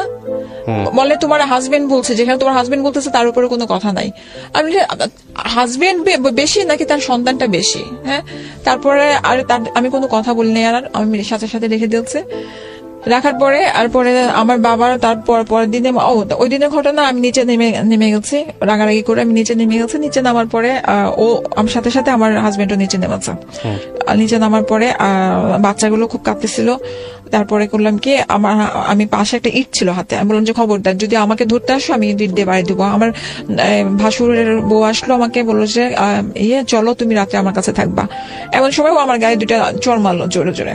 মারার পরে আপনি গায়ে হাত তুলতেন কখনো? না, একেবারেই তোলেন নাই কখনো? না, তুলেছে, এটা পরে আসতেছে, তখনও তুলি নাই।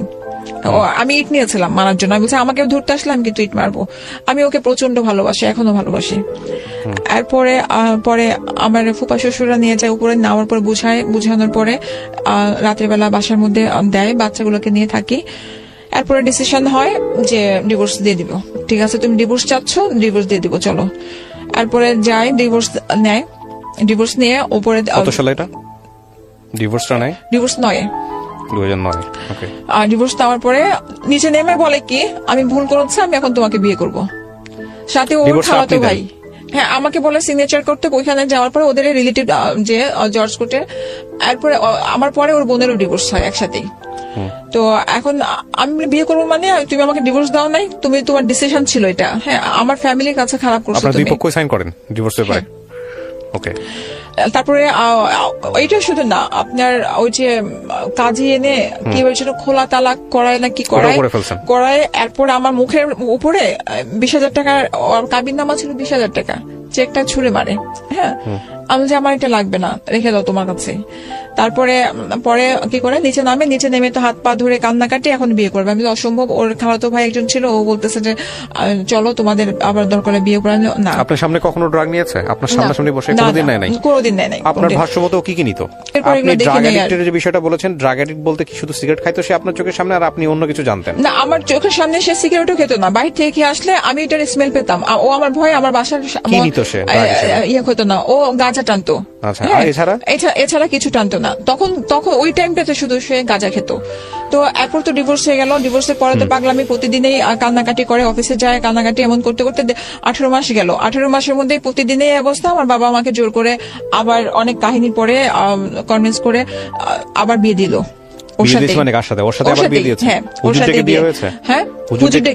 আমার চাচার বাসায় আমার ভাইয়ারা আমাকে জোর করে দিল যে কয়দিন পরে বিয়ে হয়েছে আপনাদের? 18 মাস। 18 মাস পরে হুজুর বিয়ে দিয়েছে, সে হুজুর অতীতের গল্প জানে সমস্ত কিছু? হ্যাঁ, আমার বাবা সেখানে লিখেছে কি মেয়ে অ্যাবনর্মাল। হ্যাঁ, তো আর এইখানে তাকে আমি বলছি আমাকে 10 লাখ টাকা দিলে যদি কাবিন নামায় হয়, কারণ আমি জানিয়েছিলে আমাকে আবার ধোকা দিবে।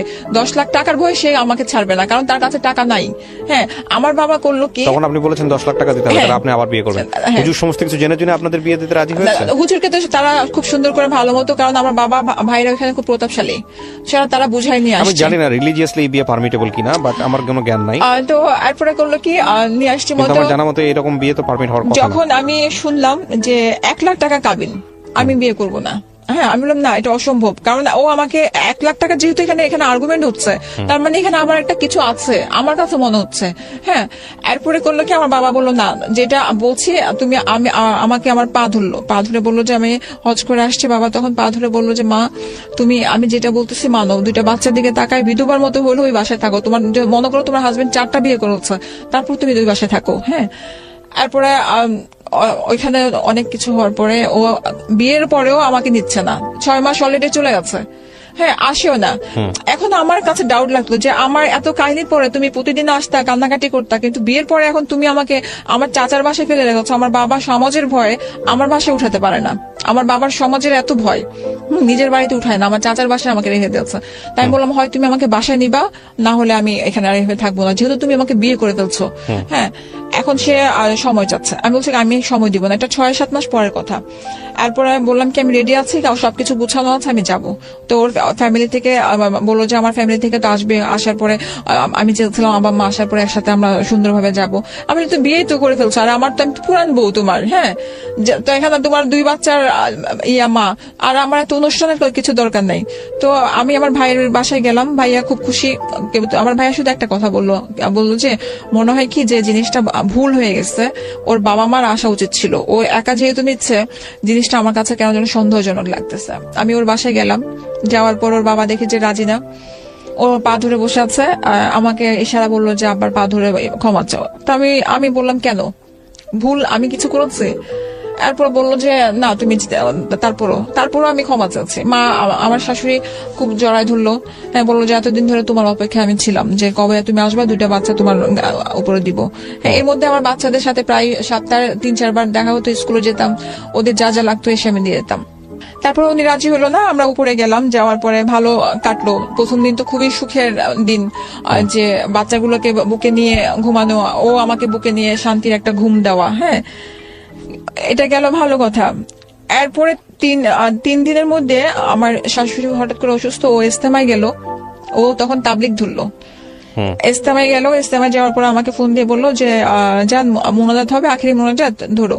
তা আমি বললাম যে আচ্ছা ঠিক আছে। ও আবার মানে যে শোল মাছ খাওয়া পছন্দ করে, এটা রান্না করলাম, আসবে। মোনাজাত ধরলাম, এমন সময় শুনে যে আমার শাশুড়ি মারা গেছে। ওনার রাতের বেলা নাকি সমস্যা হচ্ছিল, উনি তো অনেক মানে অসুখ ছিল ওনার।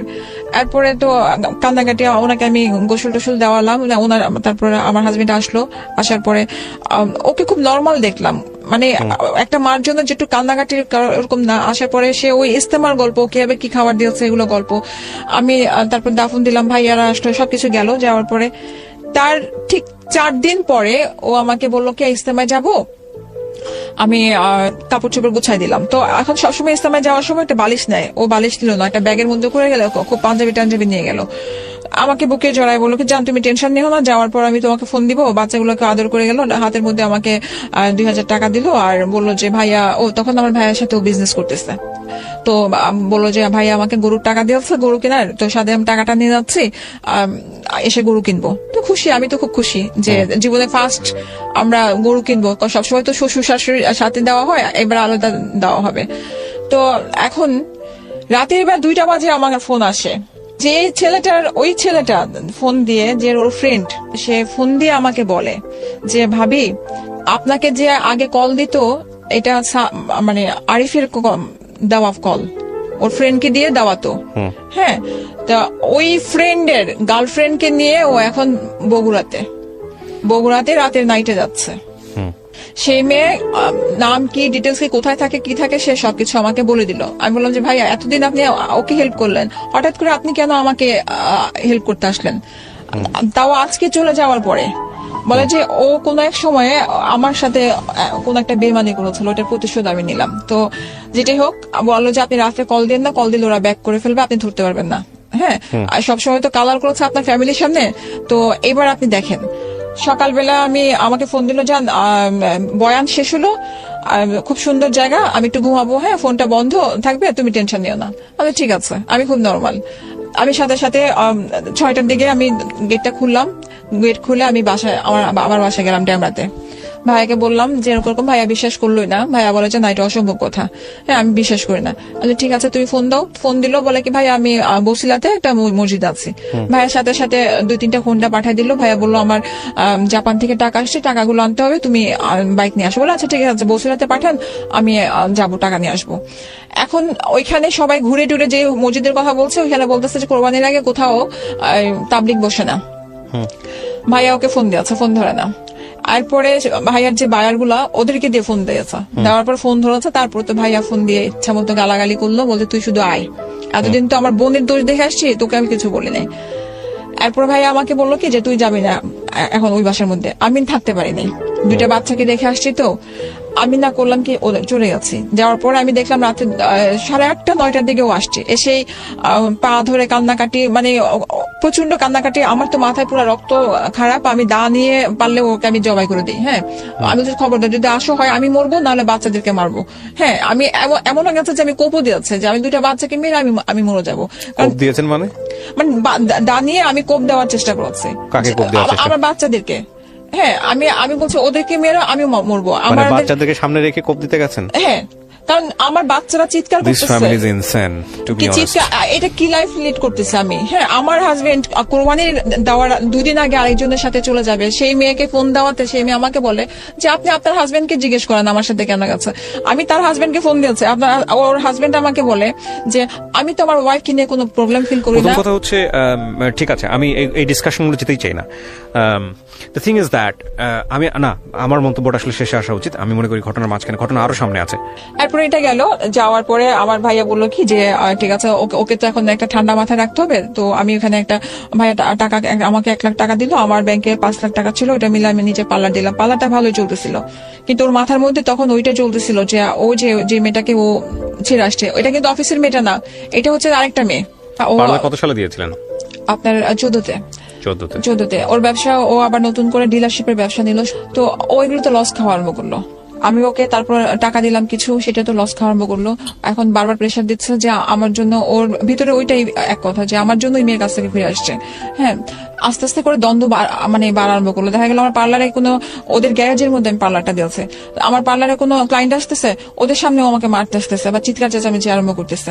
আস্তে আস্তে করে ও আমার বাসায় মানে আসতোই না। আমার বাচ্চাদেরকে দেখা গেছে আমি আমার বাচ্চা সহ খাচ্ছি, ওকে যদি বলতেছি যে আসো একসাথে খাই, না আমার বাবার সাথে আমি খাচ্ছি, তোমার কোনো সমস্যা, তো এরকম বলতো।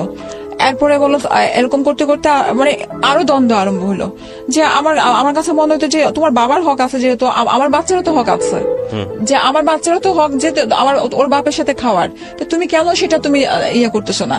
তো এখন যেখানে ও নিজের বলতেছে যে আমার বাবা একা, আমার মা নাই, আমার দায়িত্ব আছে, তখন আমি না আর কিছু বলতে পারি না, কারণ আমারও বাবা আছে। আমি কিন্তু এত কিছু পরেও আমি তাকে প্রতিদিন খাবার পাঠাতাম, সে খাক আর না খাক, তার সাথে লাস্টের দিকে কিন্তু আমার খুব ভালো সম্পর্ক হয়ে গেছিল। কিন্তু সে ওই মেয়েটার জিনিসটা সে ভুলতে পারে নাই। সে ওই মেয়ে নিয়েই ঝামেলা প্রতিদিনে করতে এরকম করতে তারপর সে আবার এর মধ্যে এই কিছুদিন লাস্ট রোজার কথা, এই দ্বন্দ্বর পরে আমি শর্ট করে নিয়ে আসতেছি। এর মধ্যে তো আমি তো কখনো ওর কাছ থেকে কোনো টাকা পয়সা নেই, আস্তে আস্তে করে ও বাচ্চাদের উপরে আবার বাজার সহ বন্ধ করে দিল। বাজার দেওয়ার মধ্যে দিত একটা মুরগি দিয়ে তুমি 3 দিন চালাও, এরকম করতো। এখন সেটাও বন্ধ করে দিল। রোজার মধ্যে আমার বাচ্চারা কি খাবে সেটাও জানো না, তুমি জানো সেটাও কি খাবে। এখন তাহলে এটা কেমন ধরনের, তুমি ওর বাবা না, ভালো না লাগলে চলে যাও। আমি তো বলছি যে তোমার সাথে আমার থাকা সম্ভব না, আমার দরজা তোমার জন্য খোলা, তুমি এখানে আসছো মেহমানের মতো, তোমাকে আমি আনি নাই। হ্যাঁ তোমার সাথে আমার দ্বিতীয় বিয়ে হয় নাই, তো এরকম ইয়ে করতো। তারপর আপনার যখন পার্লারটা যখন সব ঝামেলা আরম্ভ হলো, তখন ও চিৎকার চেঁচামেচি যখন করলো, তো আমি বললাম যে কি চাও বলো। বলো তুমি চলে যাও, আমি সেই মানে ওই মেয়েকে বিয়ে করবে। হ্যাঁ তো আমি ওই মেয়ে তো তোমাকে বিয়ে করবে না, তো বললো না আমি তোমার সাথে থাকতে পারতেছি না। তো এখন তাহলে কি করব, সেই আবার কাহিনী। আমার বাবাকে ডাকলো, বাবা এসে আমার শ্বশুর যে তার পা ধরে কান্নাকাটি করলো, আমার ভাবির ভাই এসে ওর পা ধরে কান্নাকাটি করলো। আচ্ছা এই ড্রামাটা এটা কোথায় গিয়ে শেষ হয়েছে আমরা সেই জায়গাটায়, আপনি ওনার সঙ্গে আছেন, ডিভোর্স হয়েছে? ডিভোর্স হয়ে গেছে। ডিভোর্স হয়েছে কত সালে হয়েছে? ডিভোর্স লাস্টে 16তে হয়ে গেছে। হ্যাঁ 2016 হয়েছে। 2016 হচ্ছে আপনি পেপারস গুলো নিয়ে আসছেন। হ্যাঁ। 2016 ডিভোর্স হওয়ার পরেও কি আপনি ওনার কাছে গিয়েছেন? হ্যাঁ 16 পরে আমাকে আসতে দেয় নাই। 2016 পরেও আপনি ওনার সঙ্গে থেকেছেন? হ্যাঁ। কত বছর থেকেছেন? আপনার এই যে জুলাইয়ে ব্যাক করেছে। কত বছর মানে এই জুলাই ব্যাক করেছেন মানে জুলাই, 2020 সালে? জুলাই, হ্যাঁ। 2020 সালের জুলাই ব্যাক হ্যাঁ। করেছেন, তার মানে 4 বছর আপনি অবিবাহিত অবস্থায় ওনার সঙ্গে হ্যাঁ। ছিলেন, একসাথে স্টে না করেছেন? না, ওর বাসায় থাকতো 3 তলায় থাকতো, আমি 6 তলায় থাকতাম। আর আপনারা একসঙ্গে ছিলেন তো? হ্যাঁ। ওকে। ও আসতো মাঝে মাঝে খাবার টাবার ভালো কিছু রান্না করলে আমি ডাক দিতাম, একসাথে আসো খাও। আপনার বাচ্চা ওটা দুটো করতো। কোথায় আছে? বাচ্চা দুটো আমার সাথে আছে এখন আপনার সঙ্গে আছে? হ্যাঁ এখন যে আজকে কয়েকদিন ধরে দাদার বাসায় গেছে। সেপারেশন বেড়াতে। কততে হয়েছে আপনাদের এখন ফাইনাল সেপারেশনটা? জুলাই মাসের 27 তারিখে। এরপরে যোগাযোগ আছে আপনাদের সঙ্গে? ওর সাথে হ্যাঁ। না, বাচ্চারা ওদের বাবা বাচ্চারা এই নিয়ে 3 বার গেল, সেটা নিয়ে মেইন পয়েন্ট। হ্যাঁ। আমার বাচ্চারা এই যে 28 তারিখে গেছে, কারণ ওর কাজিনের বিয়ে হচ্ছে আমেরিকা বাচ্চা থেকে কি ও রাখতে আসতেছে। চায়নি নাকি বাচ্চা আপনি রাখতে দেননি? বাচ্চা ও রাখতে চায় নাই। আচ্ছা। ও রাখতে চায় নাই, আর ওদের এখন বাচ্চারা আমার কোনো সাথে মামলা চলে করেছিলেন আসবে। আপনি? না, কোনো মামলা করেন ও নাই? এগ্রিমেন্ট করেছে আমাকে দিয়ে ও- যে তো তুমি বাচ্চা নিয়ে যাচ্ছ, শুধু আমি বাচ্চার পড়াশোনা খরচ দিব, কোনো খরচ দিব না। হ্যাঁ, তো আমি বলছি ঠিক আছে। আমার না কিন্তু বাচ্চারা, আপনার উপর যে আপনার পুরো গল্প শুনলে তো শুধু নির্যাতন আর নির্যাতনের কাহিনী। আমার এখন মামলা আপনি করতে চেয়েছে, দেয় নাই। হ্যাঁ, কে দেয় নাই? আমার বাবা মা দেয় নাই।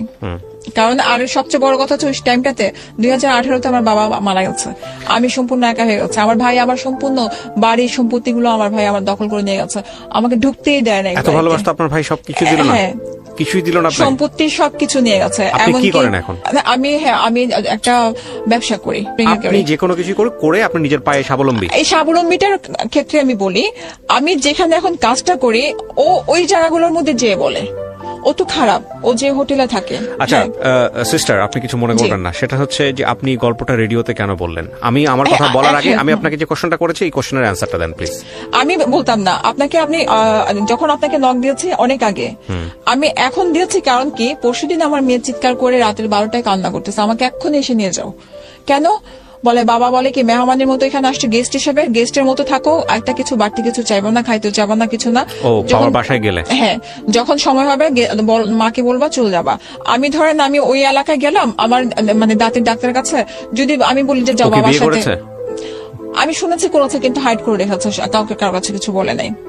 আচ্ছা, তো তারপরে কি হয়েছে? আপনি হ্যাঁ তো আমি যদি ওদের বাসায় যদি আমি বলি, যাও দাদার আপনি সাথে আমার একটু প্রশ্নের দেখা করে অ্যান্সারটা দেন, আসো। জি। আপনি কেন বললেন আসলেন গল্পটাতে? হ্যাঁ, এই যে এই আমার মেয়ের কথাটার জন্য যখন রাতে শুনলাম না এই কথাটা, আমার কাছে মনে হচ্ছে ওদের একটা অধিকার আছে, হ্যাঁ। আমি না অধিকার পেয়ে থাকি। আমার হাজবেন্ড যদি এখনো বলে, ও তো আমার হাজবেন্ড না, যদি বলে যে সারা তুমি এখনো ব্যাক করো বাচ্চাদের জন্য, আমি 10টা বিয়ে করি, আমি তোমাকে একটা রুমের মধ্যে রাখবো, তোমাকে কোনো খরচ দিব না, আমি সেই হিসেবে যাব, কেন back আমার করবেন? বাচ্চাদের জন্য যাব। কেন back করবেন? কারণ আমার বাচ্চা, আমার মেয়েকে বিয়ে দিতে হলে কখনো এরকম সিঙ্গেল মাদের ভালো জায়গায় বিয়ে হবে না আমার মেয়ের। তাই আমি জানি আমার বাবা মা থাকতে আজকে আমার এই অবস্থা, তাহলে আমার মেয়ের কি অবস্থা হবে? আপনি এই জন্য গল্পটা বলতে এসেছেন? হ্যাঁ, মানে আমি সারা জীবন কষ্ট করে আসছি। আমি আমার কাছে কি এখন মনে হয় যে কেউ যদি আমাকে মেরে ফেলতো আমি শান্তি, কারণ আমি ঘুমাতে পারি না রাত্রেবেলা। আমার সারাদিন মনে হয় যে টাকা কোথায় পাবো, আমার সব দিক দিয়ে ব্লক করে দিয়েছে সবকিছু। আপনি আমি মাস্টার্স পাস করেছেন ওপেন ইউনিভার্সিটি থেকে? হ্যাঁ। তারপর আপনি না আমি ইয়া থেকে নরমাল ইউনিভার্সিটি থেকে আমি মাস্টার্স করছি এমএতে। তো মাস্টার্স করার পরেও আপনি জব কোথাও ম্যানেজ করতে পারছেন না? জব যেখানে জবে যাই সেখানে তো যে নোংরামি কথাবার্তা বলে চিল্লাচিল্লি করে, পরে আমাকে বলে কি যে আপনার জন্য আমাদের তো পরিবেশ নষ্ট করবো না। তো আপনি লিগ্যাল অ্যাকশন কেন নিচ্ছেন না তাহলে? বাচ্চাদের জন্য ওরা চায় না। বাচ্চাদের জন্য তো আপনি কিছুই করতে পারেন না। ওরা চায় না। এখন এই যে আমি এখন বলছি যে আজকে বলে আসছি, আমি অনেক কবার বলেছে যে তুমি, ও বলে কি যে তুমি কিছু করতে পারবা না। লিগ্যাল অ্যাকশনে কি বলবে, বাচ্চাদেরকে হয় ওর কাছে দিবে নাহলে আমার কাছে দিবে। হ্যাঁ, তো আলটিমেটলি কি দাঁড়াবে? আপনার বাচ্চা দুটো বয়স কত এখন? ওর ছেলে তো 16তে পড়লো, আপনার আর মেয়ের 13তে পড়লো। আপনারা যারা আজকে রেডিওতে এই গল্পটা শুনলেন, আমরা নাম পরিচয় গোপন রেখে এবং এমনকি ভদ্রমহিলার ভয়েসটাও আমরা চেঞ্জ করে দিয়েছি, সেভাবে আমরা গল্পটা এখানে প্রচার করেছি যাতে করে এদের সামাজিকতায় কোনোভাবেই কোনো ধরনের হ্যাম্পার না হয়। যারা বিয়ে করতে যাচ্ছেন এবং যারা এই ধরনের কামড়াকামড়ি, সোজা বাংলায় যদি বলি, খুবই নুডলি এবং খুব বাজেভাবে, বিকজ আমার ভিতরে যে ফিলিংসটা হচ্ছে সেটা আমি এক্সপ্রেস করতে পারছি না, এই ধরনের সম্পর্কের মধ্যে যদি থাকেন দ্বিপাক্ষিকভাবে, যে আপনিও খারাপ এবং আপনার সাথে যে আছে সেও খারাপ, কারণ আমরা যখন খারাপই করি তখন আমরা বুঝি, তাহলে দয়া করে এই ধরনের সম্পর্কের মধ্যে যাবেন না, নাম্বার 1। নাম্বার 2 হচ্ছে যে আপনি খারাপ কিন্তু সে ভালো, তারপরও অ্যাকসেপ্ট করা যায় কি, ঠিক আছে, একজন মানুষ স্যাক্রিফাইস করবে, ট্রাই করবে, একটা ব্যালেন্স হবে। কিন্তু দুজনই যখন খারাপ হয়ে যায়, দুজনই যখন ইমব্যালেন্স অবস্থায় চলে যায়, on the perspective of child, বিশেষ করে 2টা বাচ্চার প্রেক্ষাপটে, এটা নিঃসন্দেহে এটা একটা ভয়ঙ্কর রকমের ক্রাইম। আমরা বাবা মাকে নিশ্চয়ই কাঠগড়ায় তুলতে পারবো না, কিন্তু আপনি চিন্তা করে দেখেন, জাস্ট আপনাকে আমি যদি বলি, আপনাকে যদি আমি প্রশ্নটা করি সারা, সেটা হচ্ছে আমি সন্তান, আমার বাবা মা কোনো একটা জীবনের কোনো প্রেক্ষাপটে আমার মা আমার উপর দা তুলে ফেলছে, মেরে ফেলবে আমাকে, হ্যাঁ, সেটা যদি আমার মেমোরিতে থাকে সারাটা জীবন, আমি কি আমার মাকে বা ওই মোমেন্টটাকে কি আমি ক্ষমা করতে পারবো? আপনি মুখে বলেন পারবেন? কখনো না। আমি তো যদি না পেরে থাকেন তাহলে এই মোমেন্টের জন্মটা আপনার মাধ্যমে হয়েছে। আপনি এখানে একপাক্ষিকভাবে বলে গেছেন। জি, আপনার জামাইকে যদি আমি এখানে নিয়ে আসি, আপনার জামাই আপনি 100টা কারণ দেখিয়েছেন, সে অন্তত 1000টা কারণ দেয়, অবশ্যই, ঠিক আছে। আমি কে অপরাধী সেই জায়গাটায় যাচ্ছি না, কিন্তু দুজনই আপনারা অপরাধী, দুজনই আপনারা এইরকম একটা ক্রাইম করছেন যে আপনারা 2টা বাচ্চাকে একটা বেটার ফিউচার দিতে পারেননি। আমি ধরে নিলাম আপনার হাজব্যান্ড আগাগোড়া খারাপ মানুষ, একদম শুরু থেকে শেষ পর্যন্ত খারাপ মানুষ, কিন্তু এই খারাপ মানুষটাকে তো আপনি জেনে বুঝে রিসিভ করছেন লাইফে, করছেন কি করেন নাই? অবশ্যই করছেন। তো করার পরে আপনি যেহেতু নিশ্চিত হতে পারতেছিলেন না যে আপনার হাজবেন্ড ভালো হবে বা আপনার হাজবেন্ডের দ্বারা একটা এমন একটা সংসার গঠন করবেন যে সংসারটা বাচ্চাদের জন্য বেটার হবে, তাহলে আপনি বাচ্চা দুনিয়াতে কেন আনলেন? ওই বাচ্চাগুলো যখন চলে আসছে তখন ওই লাইফটা তো আমি দেখি নাই। না, বাচ্চাগুলো যখন চলে আসছে আপনি লাইফটা দেখেন না। আপনি কি বলছেন? আপনি বিয়ের আগে দেখতেছেন পিস্তল নিয়ে ঘুরতেছে, বিয়ের আগে দেখতেন ড্রাগ নিচ্ছে। ওই পিস্তলের লাইফটা যখন হচ্ছে তখন তো আমি ভালো মতো আনার চেষ্টা করতেছি, অ্যাডিক্টেড যখন হচ্ছে আমি ধরে নিয়ে আসতেছি। আচ্ছা, অ্যাকসেপ্টেড। হ্যাঁ, যখন আপনি বাচ্চা দুটো হয়ে গেল, হ্যাঁ, এই দাঁত তোলা অবস্থার আগে তো আপনি ডিসিশন নিতে পারতেন। কি ডিসিশন নিতাম? ডিসিশন নিতেন আপনার কাছ থেকে চলে যাবেন, আলাদা হয়ে যাবেন। আলাদা হয়ে আমি কি করতাম? আলাদা হয়ে আপনি এখন কি করতেছেন? এখন তো আমি একটা কোর্স করেছি, করার পর নিজে বিজনেস করছি। তখন আপনি একটা কোর্স করে একটা বিজনেস করতে পারতেন না, তখন আমি করতে পারতাম না। আপনার বাবা যখন বললো ওকে ডিভোর্সটা দিয়ে দিতে, হ্যাঁ, আমার বাবা আমাকে ঘরেও তুলে নাই, বলছে সমাজের কারণে আমি তোমাকে তুলতে পারবো না। নো নো নো নো, আমার কথা শেষ করতে দেন। প্রথম কথা হচ্ছে সমাজের কারণে ঘরে তুলুক আর না তুলুক, আপনি টাকা দিয়েছে। আপনি আমাকে কোন সিচুয়েশনটা বেটার হয়েছে? আপনি জাস্ট এক্সাম্পল, আপনি আমার কাছে প্রশ্ন করি, প্রশ্নের অ্যান্সারটা দেন। সেটা হচ্ছে আপনার সন্তানকে আপনি আপনাদের জীবনের সবচেয়ে নোংরাতম অধ্যায় দেখাইছেন, অবশ্যই, তাই না? অবশ্যই। এই নোংরাতম অধ্যায়টা দেখায় তাদের মেমোরিতে এটা দেওয়াটা বেস্ট হয়েছে? আপনার মেয়ে যে ফিরে আসে বলে যে গেস্টের মতো আছো, এটা কি দেওয়াটা?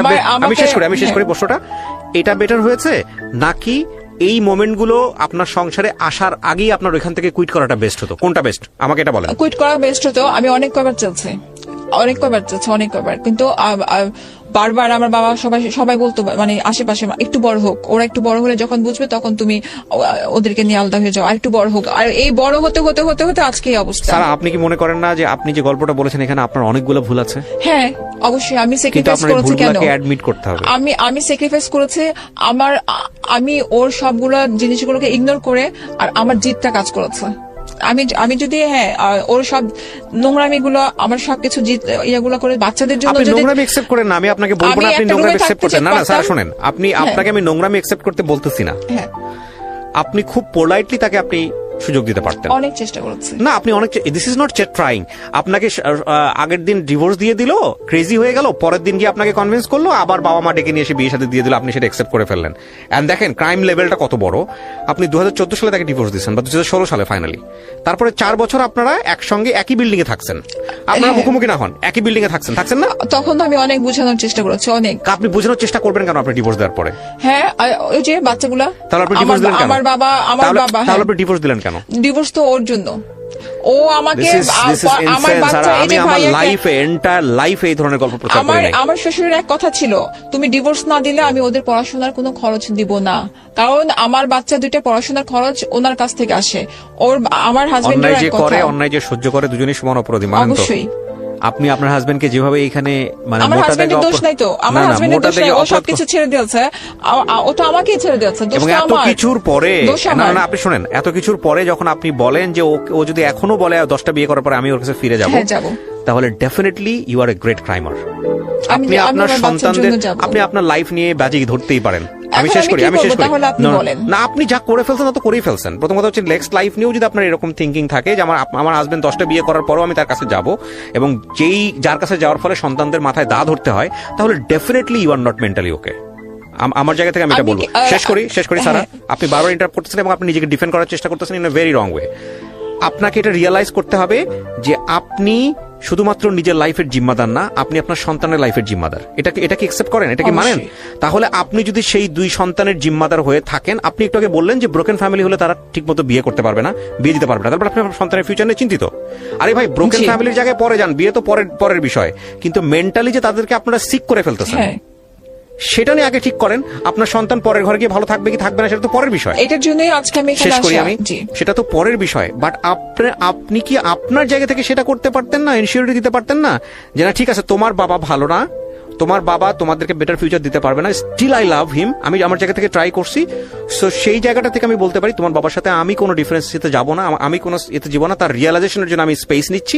বাট তোমরা আমার কাছে বড় হও, তোমাদেরকে বড় করার জন্য আমার যা ভাবে যেভাবে ট্রাই করতে হবে আমি সেই ট্রাইটা হ্যাঁ, করব। আমি তো সেটা করছি। আপনি সেটা করতে অনেক লেট করে ফেলেছেন। হ্যাঁ। ডেফিনেটলি আপনি যদি এই চিন্তার মধ্যে থাকেন যে এখনো 10টা বিয়ে করলে আমি তার কাছে ব্যাক কারণ করবো, বাচ্চা- শেষ করি সারা। জি।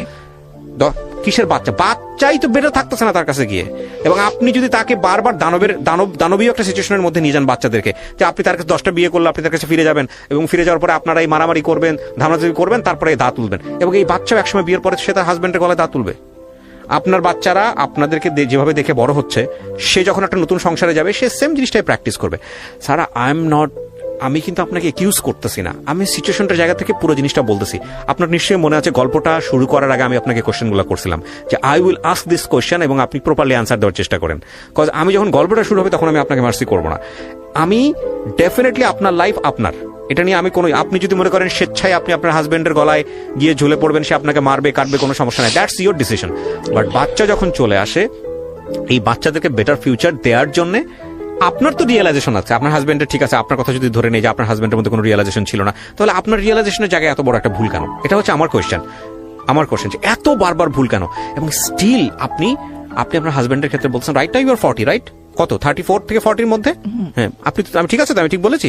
তাহলে জি, এই ঠিক আছে। বয়সে এসেও যদি আপনি টিনেজারদের মতো বলেন যে আপনার জামাই 10 বার বিয়ে করলো আপনি তার কাছে ফিরে যাবেন এবং সেটার বলি হবে আপনার বাচ্চারা, oh my god, that's a insane thinking. এখানে একটা কথা আছে, কারণ কি ও তো আমার বাসায় আসতেছে না, আমি থাকতেছি উপরে, সেখানে আমি আমার মতো করে আমার বাচ্চাদেরকে মানুষ করতে পারছি।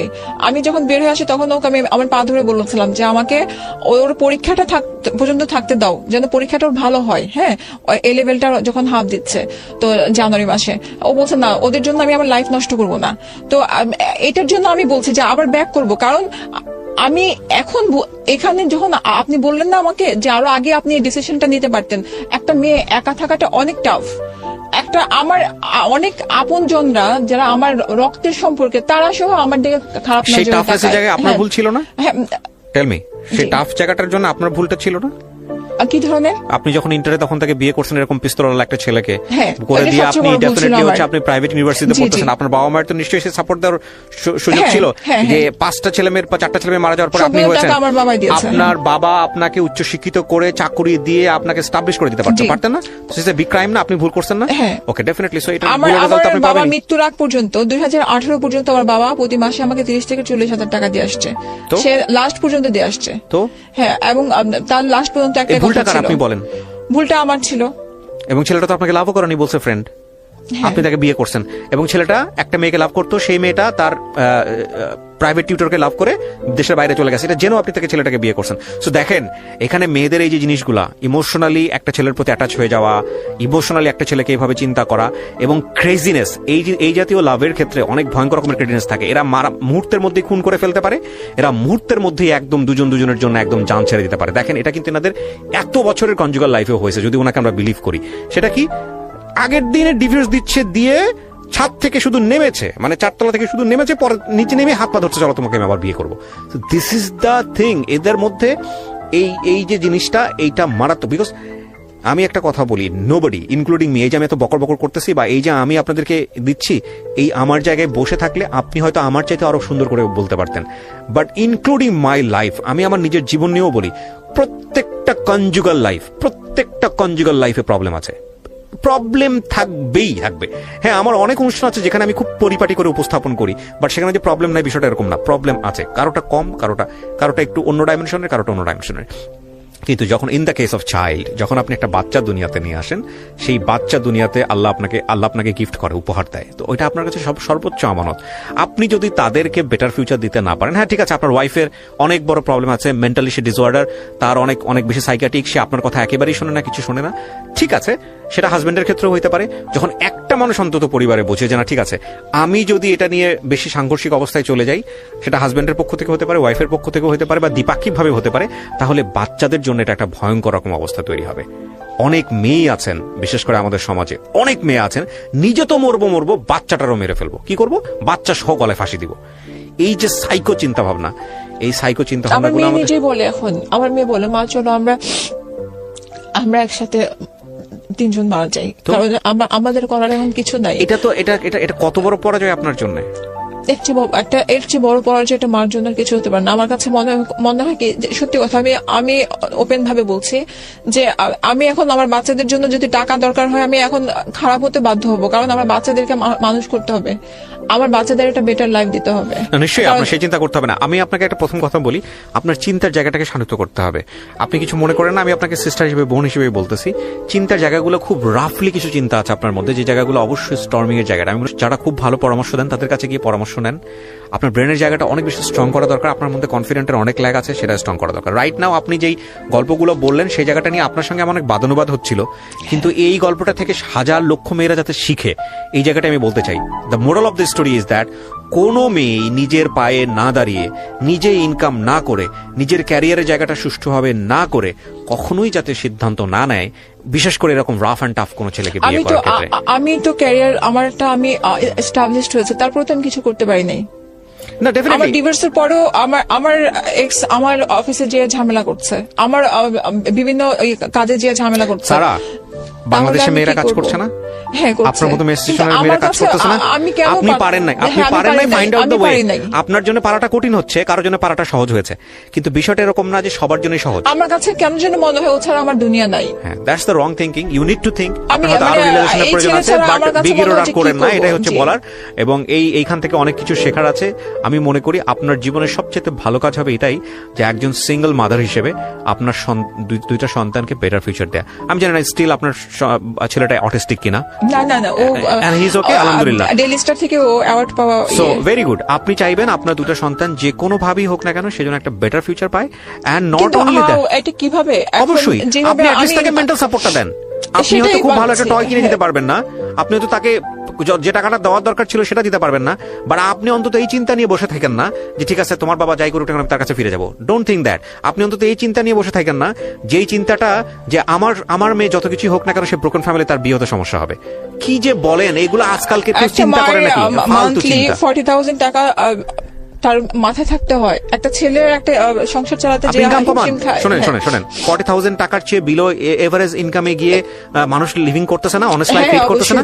সো আপনি আপনার ব্রেনকে আগে এই সিগন্যালগুলো দেন যে I have to cope up with this, এবং আপনার যদি ব্যাক গিয়ারে যেতে আপনি যাবেন, ব্যাক গিয়ারে আপনি এই রকম ফ্রাস্ট্রেশন নিয়ে সমস্ত কিছু নিয়ে আপনি তো লাইফ লিড করতে পারবেন না। সো আমি গল্পটা শেষ করতে চাই এই জায়গাটিতে। এটা একটা অসমাপ্ত গল্প, কিন্তু এই অসমাপ্ত গল্পে আমাদের কোনো রিগ্রেট নাই, না আছে এই ভদ্রমহিলার হাজবেন্ডের প্রতি, না আছে এনার প্রতি। আমাদের জীবনে কারো এই ধরনের ভুল এর চেয়েও ভয়ঙ্কর মাত্রায় চলে যায়, এবং এই ভয়ঙ্কর মাত্রায় গিয়ে সন্তানরা অনেক বেশি হ্যাম্পার্ড হয়। আমি জানি না ওনার সন্তানরাও নিশ্চয়ই আজকের এই গল্পটা শুনবে, যেহেতু তোমরা কিছুটা হলেও অ্যাডাল্ট হয়েছো, সেই জায়গাটা থেকে আমি মনে করি তোমাদেরও উচিত তোমার মাকে ওই মেন্টাল সাপোর্টটা দেয়া, যে মা যাই কিছু হোক না কেন তুমি যেহেতু এতদিন পর্যন্ত আমার সঙ্গে আছো, আমরা 3 জন মিলে ফাইট করবো বেটার ফিউচারের জন্য। যখন 3টা মানুষ একসঙ্গে হয়ে যাবে, ডেফিনেটলি তোমরা যদি এভাবে চিন্তা করো যে আমাদের তো একটা বেটার ফিউচার পাওয়ার কথা ছিল, আমরা কেন পাইনি, তাহলে হাজারভাবে অ্যাকিউজ করতে পারবা তোমার বাবা মাকে। বাট ওইভাবে চিন্তা না করে বরং তোমার মা একটা জায়গাতে খুব ডিফিকাল্ট সিচুয়েশনে আছে, সেই জায়গা থেকে তোমরা 3 জন মিলে যদি ফাইট করে সামনের দিকে যাওয়ার চেষ্টা করো, that will be the very good idea. এবং নেভার এভার কখনো বাবাকে কোয়েশ্চেন করো না, মাকে কোয়েশ্চেন করো না, কারণ দ্য থিং ইজ দ্যাট জীবন আসলে সবকিছু যোগ বিয়োগ করে হয় না। হ্যাঁ, যোগ বিয়োগ করে হয় না। আমি যে কথাগুলো বলতেছি, আমার জীবনেও বিভিন্ন রকমের প্রবলেম আছে, তো সেই জায়গাটা থেকে আমরা মনে করি যে বেস্ট সলিউশন যেটা, সেই জায়গাটায় যাওয়া উচিত। অ্যাটলিস্ট নিজের ভালো থাকার জন্য কারো কোনো ক্ষতি করা উচিত না, আর ততটুকুই এনজয় করা উচিত জীবনে যতটুকুতে অন্যের কোনো ক্ষতি না হয়। অন্তত সন্তানের ক্ষেত্রে তো এই চিন্তাটা সবসময় থাকা উচিত। শেষ করছি আজকের মতো জীবন গল্প। প্রিয় শ্রোতা, আপনারা সবাই অনেক ভালো থাকুন। আমি আর জি কিবরি আবারও ফিরে আসবো ঢাকা FM 90.4।